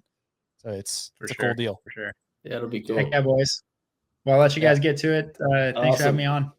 Appreciate you, man. Talk to you soon, Kyle. See you soon. See you, boys. Always awesome to be around. What a guy. But dude, he made a great point of how much this stuff has changed from his start with Brandon, showing up, being one of the only camera guys. Because at that time, let's just be honest and frank about it. At that time, most of pros hated YouTube. They said, if you don't need YouTube, they hated YouTube. Especially the stigma around. There's a stigma around YouTube in general at that time. Yeah. So like guys like Scott and Wheeler and Brandon paved the way for why almost every pro has their own YouTube channel now. And it's so crazy to like I didn't get into like filming at events until 2018, and I swear I was like one of 10, and like of flying drones at events, I was like one of 4, 3. Like there was nobody flying a drone. And now it's like we all have to stand so far apart because our controllers, connections, and all that stuff are trying. Like it's changed a lot. You're dodging drones left and right. You're trying to get around somebody else trying to get a shot, or you're standing in line to get an interview with an angler because there's 17 other cameras waiting to talk to them. Like it's changed a lot. And like, what's it going to be like in 10 years when we do this show? Like, who knows? It'll be crazy. There's going to be nobody on site. All the it'll be AI robots doing all the weigh-ins, all the filming. It'll be one drone that can do 17,000 things, have a infinite battery life. Yeah. But man, this is turning into. I mean, we still have 4 guests left. This is a mega show, and like what we told people from the get-go. This is a couple-day process, so hopefully people appreciate this. We might even need to look into potentially splitting this thing in half, but either way, two-parter. Yeah, we might need to. All right, so I hope you guys enjoyed that episode. That is, again, part 1 of 2 of what we're calling the Cameraman Mega Show. Big shout out to Clint, of course, for sticking through this, co-hosting, and help me direct this show, get the who's who of on here. That is behind the camera in the outdoor space, and there's definitely more that we missed, and we hit on that. we really just need to have a round 2, round 3 of this as we go forward here on Serious Angler. The people like Sam Moore, Jay Siemens, there's a long list of people in this space that deserve a lot of credibility. Again, this is just a short list of those that are in the space right now that we had on this show. So again, hopefully you learn from it. If you're in the space or you're aspiring to either improve, connect, network, get into this as a career path, please reach out to the guys, whether it's us, ourselves here at Serious Angler, or the guys like Clint, Scott, McCoy, the people that we had on this show. I'll drop their links down below from their social media, as well as links if they have any to get in touch with them about their business. Get in touch, say hello, introduce yourself. These guys are happy to help, but also do some great work. So especially if you're in a brand listening to this, and you're looking for work, we just gave you some of the best right now in the business. So great show. Appreciate y'all for tuning in. If you're watching on YouTube, please like and subscribe. And if you're listening, please leave us a rating and review. You guys are amazing. Hope you guys have a great rest of your 2024, and we'll see you on the next one.